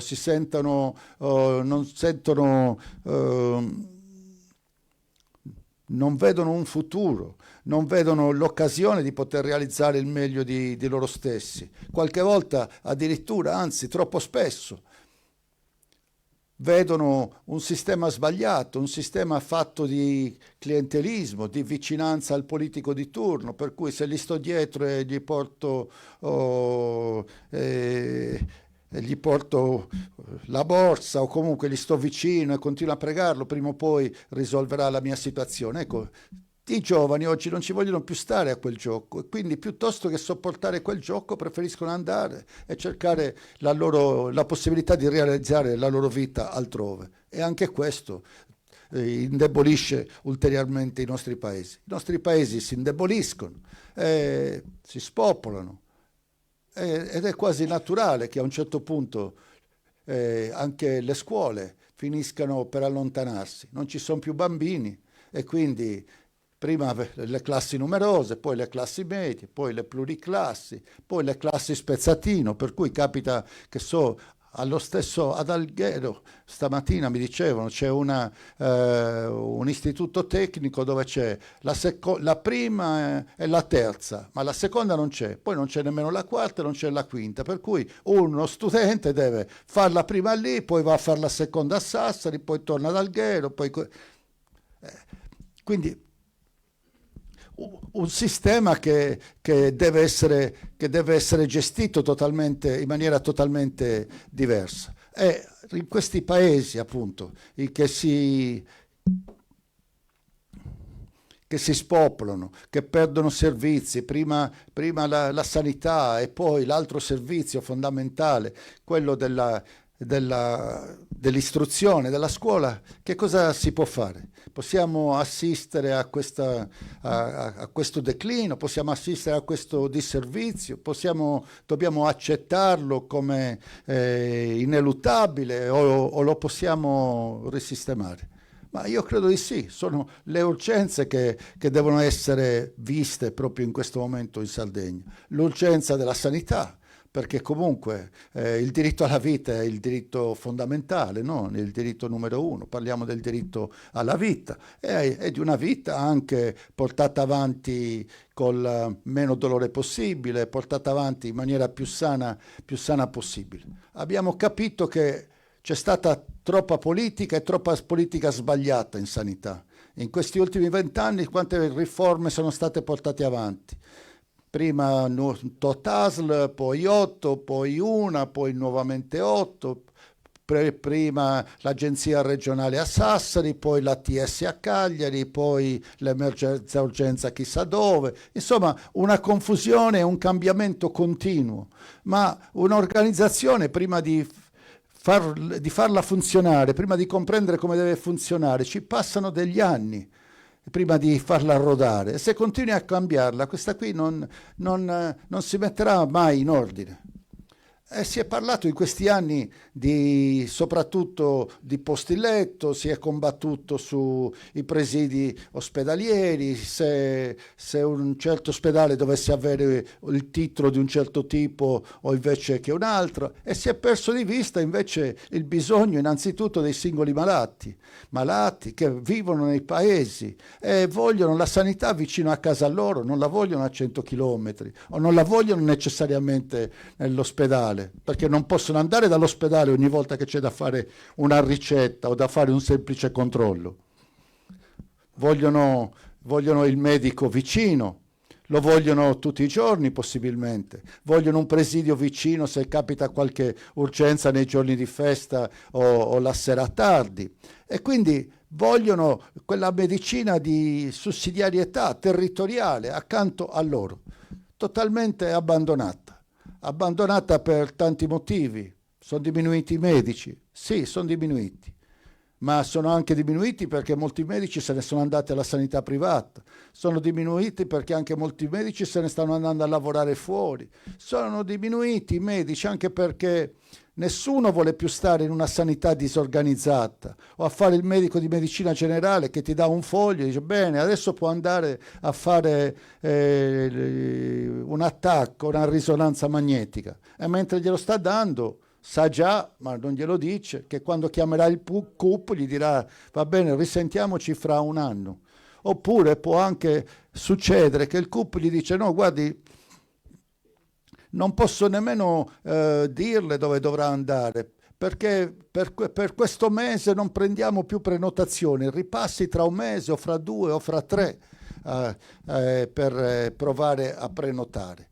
Ora, tutta questa situazione non è una condanna, è semplicemente una cosa non organizzata, una cosa trascurata, una cosa dove la politica si è dedicata più a spartirsi direttori generali, posizioni di potere, l'amicizia di uno invece che un altro, perché per molti la sanità doveva restituire non salute ai pazienti, ma doveva restituire consenso elettorale a chi decideva queste persone. Se la sanità è gestita per il consenso elettorale, invece che unicamente per il rispettare e assicurare il diritto alla salute delle persone, allora ci si dimentica tutto. Per cui succede che ancora oggi, dopo tanto clamore, non esiste un fascicolo sanitario, non esiste un percorso interamente digitalizzato che semplifichi, faciliti e dia delle risposte concrete e immediate ad ogni cittadino.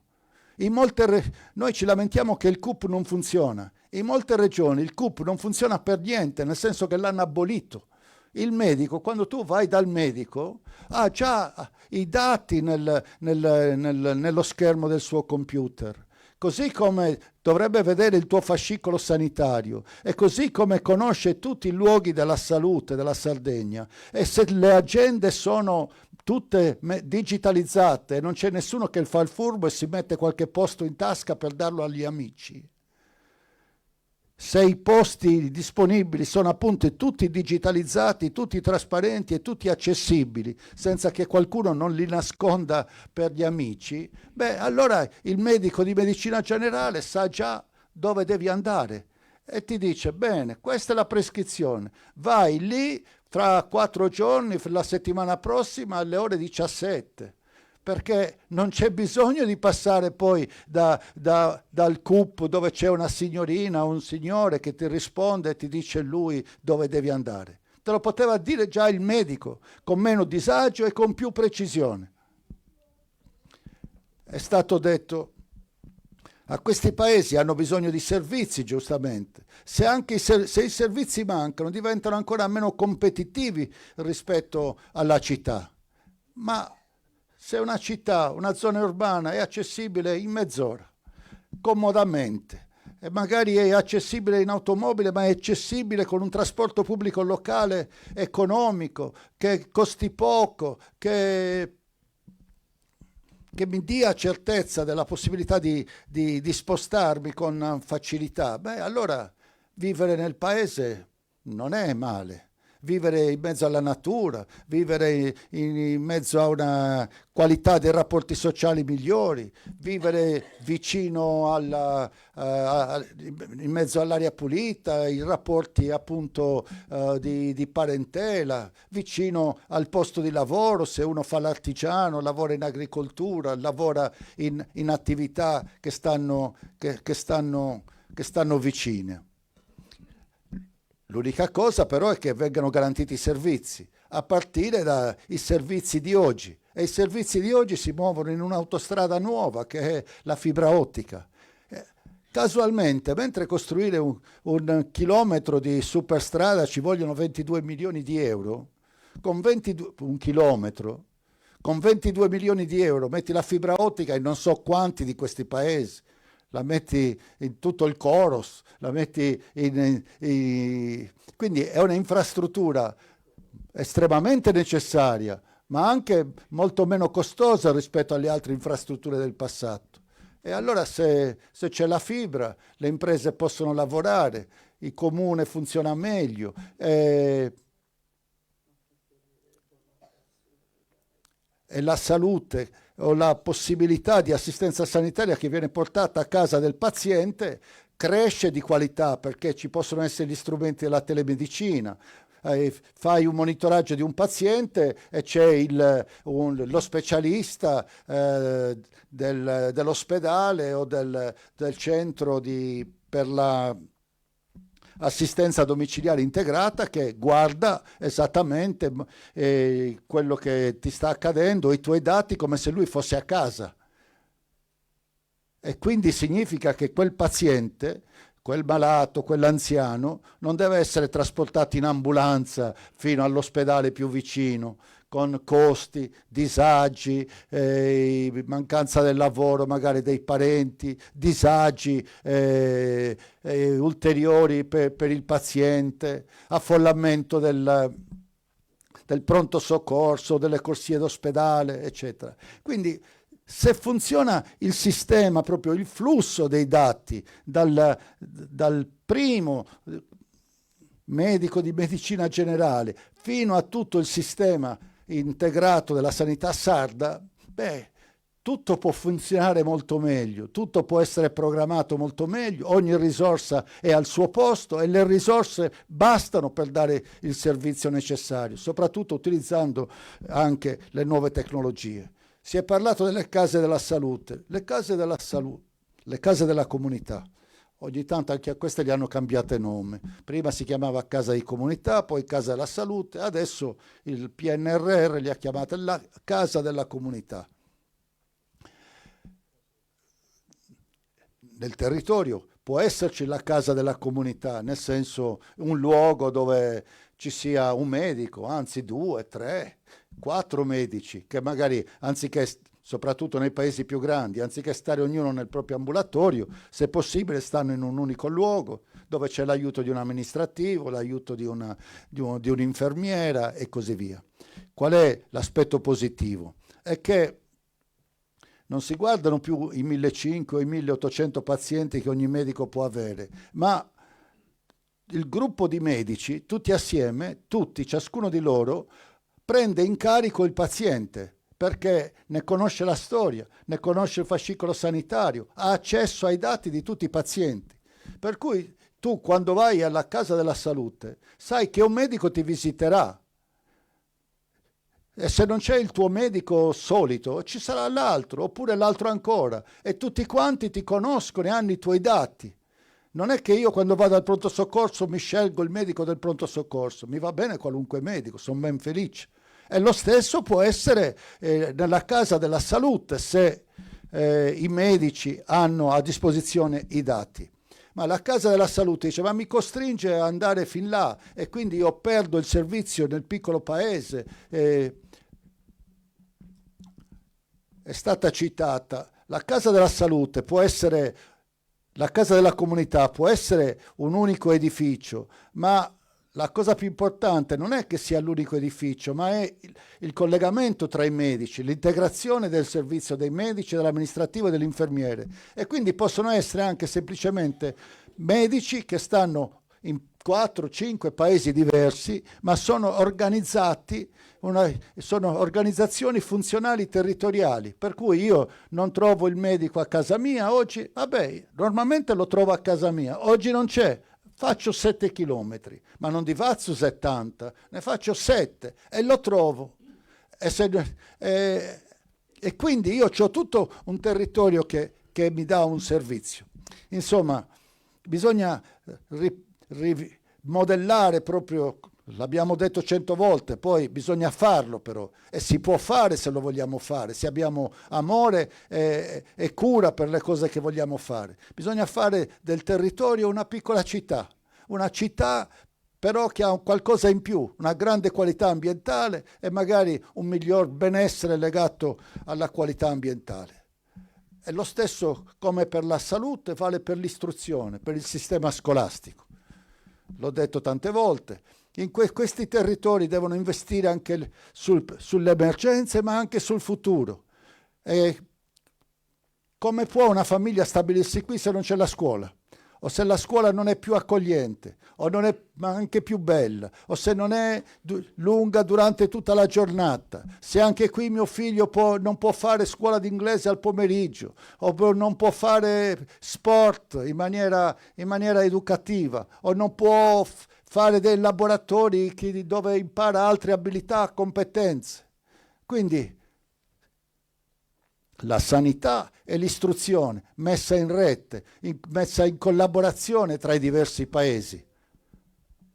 E uno dice, ma i bambini del mio paese poi devono fare 8 chilometri e poi tornare a Luna 8 chilometri e magari arrivano lì subito seduti in classe, in quel banco rigido, non si possono muovere. Ma se invece di arrivare e metterli subito in un banco, arrivano e c'è un po' di accoglienza, gli stanno qualche minuto a chiacchierare e poi, come ho visto stamattina in una scuola di Sassari, le scuole moderne non sono più la stessa classe 5 ore al giorno, ma sono divise per spazi di attività didattica, e cioè se devo fare una certa attività vado in una classe che ha già i materiali, gli strumenti di laboratorio, i sussidi didattici per imparare, per parlare di quella materia, e poi mi sposto in un altro spazio e poi in un altro spazio ancora, e la giornata diventa più piacevole anche per questi bambini. E poi pranzano, e poi magari giocano, e poi iniziano attività, una volta le chiamavamo del doposcuola, ma oggi li possiamo chiamare di laboratori scolastici, di apprendimento di cose diverse, della nostra storia, geografia, della lingua e così via. Ecco che questi paesi possono rinascere e devono rinascere.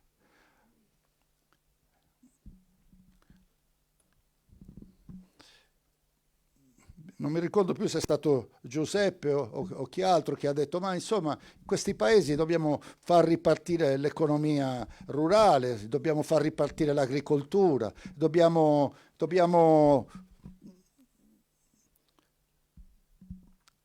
incentivare i giovani a guardare alla ricchezza della terra, alla possibilità di poter vivere bene della terra, vivere in maniera libera, indipendente, programmando il proprio futuro, piuttosto che magari andare a fare dei lavori anche semplici e peraltro poco remunerati, perché si sa che il contratto di lavoro della Guardia Giurata è il contratto di lavoro tra i più terribili d'Italia, è sottopagato e infatti sta per viene disdettato, insomma è un settore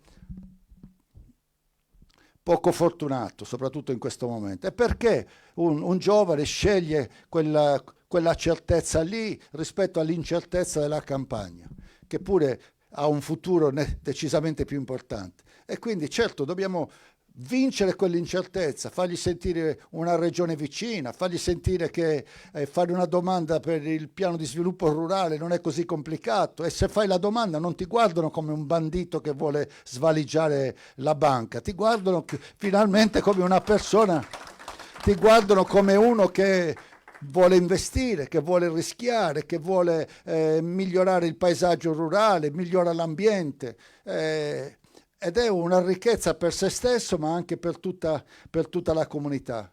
Quindi una regione più semplice, meno burocratizzata, anzi, al contrario, sburocratizzata, capace di usare le tecnologie di oggi e soprattutto che si fidi dei suoi cittadini e cittadine, che si fidi, perché oggi li guarda come dei potenziali, appunto, dei potenziali criminali o dei potenziali imbroglioni. Bisognerebbe rivoltare il paradigma, e cioè io mi fido e ti vengo dietro e credo ai tuoi documenti e vado avanti e ti finanzio, non ti faccio aspettare tanti anni, poi ti vengo a controllare dopo, e se ti controllo e le cose non sono in regola ti sanziono, ma non ti ho bloccato per anni prima di farti arrivare il risultato di una pratica del piano di sviluppo rurale. L'agricoltura, e avete detto, ma quasi in maniera così timida o di sorpresa, insomma, i nostri centri storici li possiamo anche migliorare. Se li miglioriamo, se facciamo i piani urbanistici comunali, il piano particolareggiato del centro storico, e li miglioriamo con cura piano piano, possono diventare i nostri alberghi, possono diventare dei luoghi atti anche all'ospitalità, così come sempre di più accade che ci siano viaggiatori che non si accontentano solo del mare, ma vogliono viaggiare, vedere, confrontarsi col posto, mangiare, fare esperienze di vino e fare il turismo culturale. E qui c'è una ricchezza di beni culturali, no? La Valle dei Nuraghe, e poi le Domus de Janas, e poi le tombe dipinte, spettacolari, per lo più sconosciute. Ne parlo per dare, credo, forse una notizia nuova. Noi in questo momento la Sardegna ha due processi avviati per il riconoscimento del proprio patrimonio culturale come patrimonio dell'umanità, il riconoscimento UNESCO. È partito per primo il progetto che riguardava proprio le Domus de Janas, quindi la rete delle Domus de Janas, compreso appunto le tombe dipinte e così via. E poi è partito il progetto per il riconoscimento dell'UNESCO della cultura dei nuraghi. È partita dopo.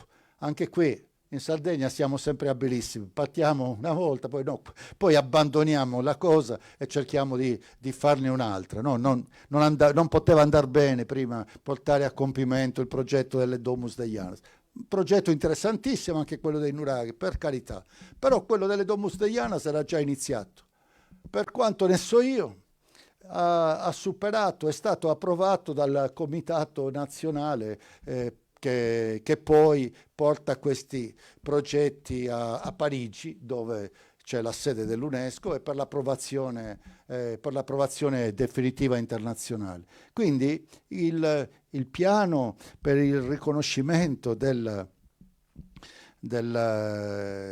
Domus Deianas e delle tombe dipinte, di cui è così ricco questo territorio, ha superato la fase nazionale per il riconoscimento UNESCO e con moltissima probabilità verrà riconosciuto anche a Parigi. E quindi è un tema interessante. Nella sola Barumini oggi, nella fondazione che si occupa di beni culturali, ci lavorano 80 persone. Sono nati bed and breakfast, è nata la ristorazione, è nato 2 piccoli alberghi. Quindi c'è un tema che è importante che interessa questo territorio a breve termine, per il quale bisognerà farsi trovare preparati. Ecco, sono le cose che mi viene da dire sulla base di quello che vi ho sentito dire. Abbiamo parlato di avere più poteri, chiedere più responsabilità, più poteri dallo Stato centrale, ma trasferirli verso il basso e poi condividerli a livello locale con le tante organizzazioni di volontariato, no profit, che sono la ricchezza di una comunità. La differenza tra una comunità chiusa in se stesso e una comunità invece solidale, aperta. E la cosa interessante è che sulla partecipazione democratica nelle scelte, la partecipazione democratica nelle decisioni, la partecipazione democratica allargata a tutta la vita sociale, l'Europa fonda uno dei suoi pilastri per l'Europa di nuova generazione. Ci sono 6 pilastri su cui l'Europa basa le sue politiche, su cui i paesi dovrebbero basare le sue politiche, su cui poi necessariamente bisogna investire le risorse che devono essere indirizzate verso queste politiche. Una è proprio questa della partecipazione democratica, nel senso della sussidiarietà orizzontale, nel senso di cui abbiamo appena parlato. Quindi c'è una grossa richiamo alla responsabilità delle popolazioni, dei territori, delle comunità locali. E per questo richiamo alla responsabilità ci sono le risorse dedicate a aumentare questo tipo di partecipazione. L'altro tema fondamentale è il tema dell'inclusione, no? Abbiamo provato a parlarne, oppure ho cercato di riassumere quello che la regione prossima deve fare nell'organizzazione della medicina territoriale, nel fare in modo che la medicina sia vicino a chi ne ha bisogno, nel fare in modo che non ci sia il disagio di doversi spostare quando non è necessario, nel fare in modo che nessuno rimanga senza la possibilità di avere un medico, perché i medici devono essere organizzati meglio, devono essere anche pagati meglio e devono essere anche pagati diversamente se fanno dei lavori diversi. E se uno deve vivere magari in un'area più marginale o più periferica rispetto ad altre, non può essere pagato uguale a chi pretende di vivere nel centro di una città. Se magari uno deve vivere un maggiore disagio e non ci vuole andare, cosa facciamo? Lasciamo senza presidi quel territorio oppure diamo delle premialità in maniera che anche quel territorio possa diventare appetibile o interessante per i medici.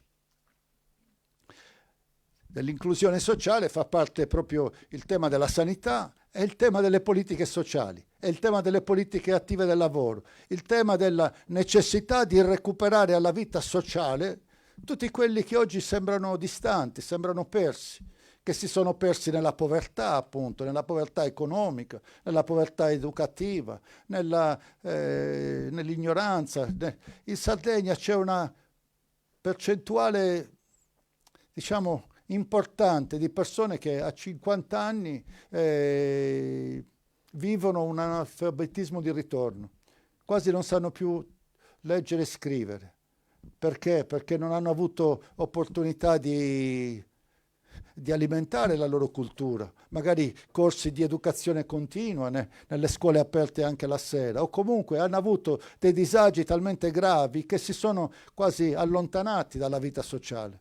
Ecco, bisogna andare a recuperare queste persone, a recuperare quelli non più giovani, ma non ancora in età di pensione, che non possono continuare a vivere di assistenza, aiutarli a ritrovare un lavoro, aiutarli a recuperare una formazione professionale, aiutarli ad avere qualche abilità. Pensiamo a anche cose semplici e che possano ridargli la possibilità di reinserirsi totalmente nella vita sociale. Ieri ho parlato con un carcerato albanese, una conversazione interessantissima. Era più giovane di me, era già in carcere da più di 20 anni.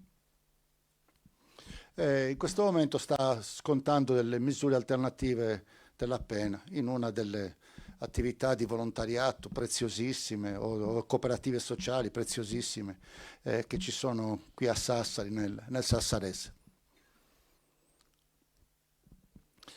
E questo signore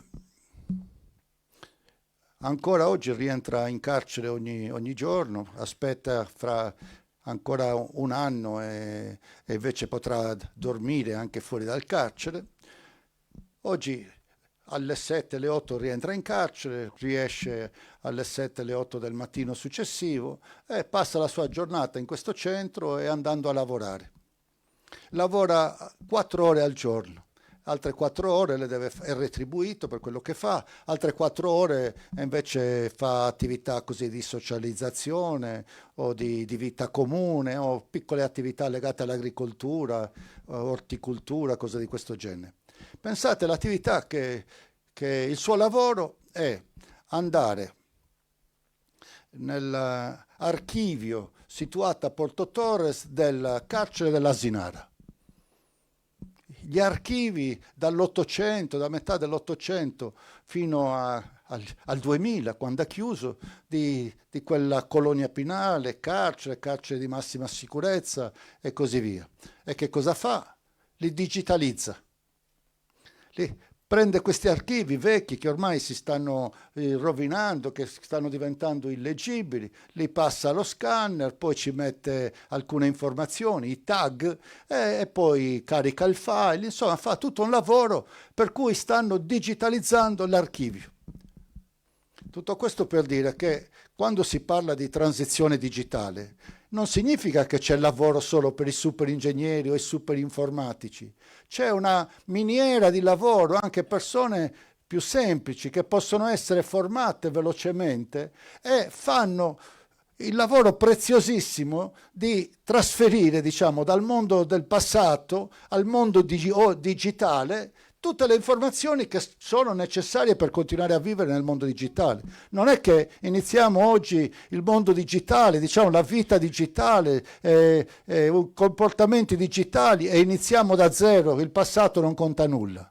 Il passato va portato, fa parte di questa transizione digitale e c'è quindi una miniera di lavoro nella digitalizzazione degli archivi come questo, ma ancora di più nella digitalizzazione dei beni culturali, per tornare a parlare delle cose che interessano qui, e cioè aprire i magazzini della sovrintendenza, aprire i magazzini dei musei dove c'è 10 volte tanto quello che si vede esposto nei musei, aprirli, pulirli, restaurarli, insegnare a fare i restauri più semplici e poi anche questi vanno digitalizzati in maniera più complessa perché c'è una digitalizzazione a tutto tondo, no? A tridimensionale ed è indispensabile per la valorizzazione dei beni culturali, è indispensabile per fare quello che stavamo dicendo, e cioè promuovere cultura, promuovere lavoro buono, promuovere turismo attorno anche ai beni culturali. Quindi quanto lavoro può nascere da questo? E anche con poco, non c'è bisogno di lauree o diplomi o impiegare tantissimo per recuperare una persona. Vi ho dato un esempio di una persona che ha avuto delle difficoltà gravi nella sua vita, ed è recuperato al lavoro grazie alla transizione digitale. E grazie alla transizione verde di cui si parla e per il quale ci sono finanziamenti, quanta gente possiamo recuperare al lavoro? Se è vero che le foreste, gli alberi, i terreni arborati, i cespugli, il verde svolgono una grande funzione che è quella del catturare il CO2, pulire l'aria, contrastare i cambiamenti climatici, eccetera, eccetera, eccetera. Se è vero tutto questo, beh, insomma, certo che c'è un rapporto nuovo tra la campagna e la città, come tu mi pare che hai detto, no? Bisogna costruire un rapporto nuovo tra la campagna e la città. Beh, sai che c'è? La campagna è quella che fa respirare la città. Prima pensavamo che la facesse mangiare, in realtà la fa respirare, perché se l'aria è ancora respirabile è perché c'è del CO2, c'è solo delle piante che catturano quel CO2 e che restituiscono l'ossigeno. Sembrava una cosa banale, ce la dicevano in quinta elementare, ce la ripetevano alle scuole medie. Sembrava una cosa naturale, talmente scontata che non ci si doveva nemmeno badare più di tanto se non eri poi uno specialista. E in realtà non è più scontato, perché il mondo che esagera sta riempendo l'atmosfera di CO2 e sta contribuendo o causando il surriscaldamento del pianeta, lo scioglimento dei ghiacciai, le acque che si sollevano, gli allagamenti, i temporali, il dissesto idrogeologico e così via. Quindi in campagna, nelle aree rurali, si produce un bene preziosissimo per la sopravvivenza del pianeta o per la sopravvivenza delle città, per Cagliari, per Sassari e per così via. E questa cosa ormai è talmente riconosciuta che il mondo è disposto a pagare, e cioè vige ormai il principio che chi inquina paga, e paga comprando dei certificati cosiddetti verdi o tax credit o carbon credit, e cioè crediti di carbonio. E quindi io nella mia fabbrica inquino, però compro dei crediti di carbonio. E chi me li dà i crediti di carbonio? Chi ha pascoli, chi ha foreste, chi ha agricoltura, chi ha l'ente foreste, la sua azienda e l'azienda di chissà dove. E cioè stanno arrivando risorse nuove e viene riconosciuta una funzione nuova all'agricoltura, quella di pulire l'aria, quella di produrre ossigeno e catturare carbonio. E questo va quantificato, va certificato da un ente certificatore, e poi questi certificati vanno venduti. E allora la modernità non è contro i paesi.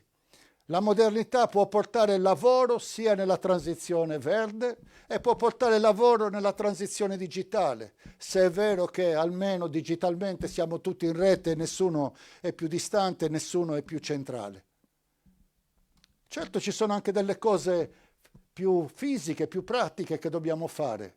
Sistemare le strade, ma si potrà anche fare, no? Non è che la 131 rimarrà sempre così. Questo bivio di Bonorva lo finiranno prima o poi. Sembra il bivio di New York, un bivio così, no? È il bivio più bivio di tutta la Sardegna, questa roba.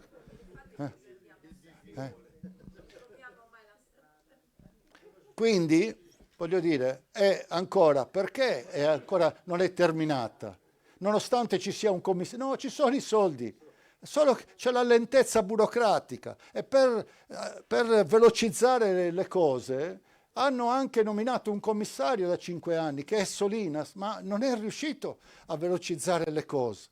Eppure è commissario della 131, è commissario della Olbia Sassari, è commissario della Sassari Alghero, è anche commissario dell'arsenale della Maddalena, delle bonifiche del porto e così via. Ci vuole un'amministrazione agile, che abbia voglia di impegnarsi, no? Che sappia cosa deve essere fatto e abbia voglia di farlo. E quindi anche le infrastrutture stradali possono migliorare, e certamente il trasporto pubblico locale può migliorare. Qualcuno ha l'idea che, ma nei nostri paesi, Giorgina, ascoltami perché è interessante questa cosa. No, è interessante. No, poi ti dico perché. No, ma questo è più interessante. Questo è più interessante. È più interessante perché qualcuno dice, ma se noi ci dobbiamo... Noi, quanti sono? 26 paesi nell'Unione dei Comuni del Coros, no? E del Melugu, che avete saltato la 131, siete andati fino a Bonorva. Se questa è la nostra città, territorio, diciamo, se questa è la nostra città, beh, allora forse il pullman tra i paesi della nostra città o tra i nuclei urbani della nostra città devono costare come il pullman urbano e non come l'interurbano. E se iniziamo a creare anche questa abitudine, dire, beh, siamo tra di noi, qui è come una volta, ve lo ricordate, c'era la telefonata urbana, dentro il paese si pagava di meno e adesso il trasporto urbano, il trasporto dell'Unione dei Comuni diventa trasporto urbano e iniziamo a condividere sempre di più. E allora le cose possono cambiare e questi paesi diventano attrattivi anche per nuova popolazione. E soprattutto magari si riaccende la speranza nei giovani, la speranza nel rimanere, la speranza nel fare figli e così via. Quindi la Sardegna non ha un destino malfattato, non ha un destino di sofferenza, o un destino di povertà, o un destino di ritardo di sviluppo. Non abbiamo un destino negativo, per forza, non abbiamo un destino nero. Il destino della Sardegna siamo noi. Il destino della Sardegna siamo noi e per questo io prendo il suo slogan. Siamo tutti candidati a cambiare la Sardegna, siamo tutti candidati, siamo tutti mobilitati. Era lo slogan del Maggio francese, siamo tutti coinvolti, nessuno deve stare a casa, nessuno che sta a casa avrà diritto di lamentarsi. Nessuno che sta a casa e non si lascia coinvolgere non avrà più diritto di dire che le cose non funzionano. Ognuno di noi ha la responsabilità di pensarci bene, di analizzare, di ascoltare, di farsi un'idea e poi di essere parte di una volontà di cambiamento. Qualunque volontà scelga, ma essere parte di una volontà di cambiamento. È una volontà decisa col cuore, con la coscienza e non con la promessina che tanto mi daranno qualcosa, perché tanto non daranno niente. Non daranno niente. Finisco dicendo del clientelismo, lui ha citato il collegato alla finanziaria, con cui poi sono state fatte tante promesse. Lo dicevo ad una persona che me l'ha chiesto stamattina in una scuola di Sassari. Ho detto, ma come mai è normale che la finanziaria si approvi a fine anno? No, non è normale, ma neanche 5 anni fa non succedeva. E cioè se la finanziaria veniva approvata a gennaio, e cioè con un mese cosiddetto di esercizio provvisorio, urlavano tutti, c'era mezzo mondo che si sollevava, che protestava, i sindacati, le organizzazioni. Ormai si sono tutti rassegnati che a gennaio, a febbraio si approva non una finanziaria, ma una finzione di finanziaria, e cioè uno strumento tecnico giusto per pagare gli stipendi e per mandare i soldi alle ASL, per fare l'indispensabile. Ma non c'è dentro nessuna politica, nessun provvedimento, nessun investimento, non c'è nulla, una cosa tecnica. E poi dicono, vabbè, la finanziaria però la approviamo a marzo, quella vera, ad aprile, poi a maggio. Poi continuano a litigare e succede che l'approvano a novembre. E quindi vuol dire che l'approvano, decidono come spendere i soldi per quest'anno, quando l'anno è già finito. E lì c'è un inganno che vi voglio svelare. Loro dicono, vabbè, stai tranquillo, al tuo paese mando 1 milione, al tuo paese 500.000, al gruppo folk tal dei tali 300.000 euro, a quell'altro 500.000 euro, all'associazione 80.000 euro. No? Una miriade di soldi, sono stati spesi oltre 100 milioni in questo modo nell'ultimo collegato alla finanziaria. Ma sapete che cosa c'è? Sono soldi, come dire, che svaniscono, sono soldi che durano un attimo, perché il 31 dicembre vengono portati via dal bilancio, capito? Spariscono e quindi qualcuno crede che hanno stanziato 1 milione per me, poi ci va lì il 1° gennaio e gli devono dire no, sai, quei soldi non c'erano più. Per cui è un collegato di fandonie, un collegato di finzioni, un collegato di bugie. Questo è quello che accade, insomma. Un po' di bugie, un po' di false promesse, e in questo modo magari si guadagnano i voti, e in questo modo perpetuiamo la nostra debolezza, la nostra povertà, la nostra esclusione e il nostro ritardo di sviluppo. Ma oggi ci siamo detti, siamo tutti coinvolti, siamo tutti candidati, cerchiamo di vincere queste elezioni.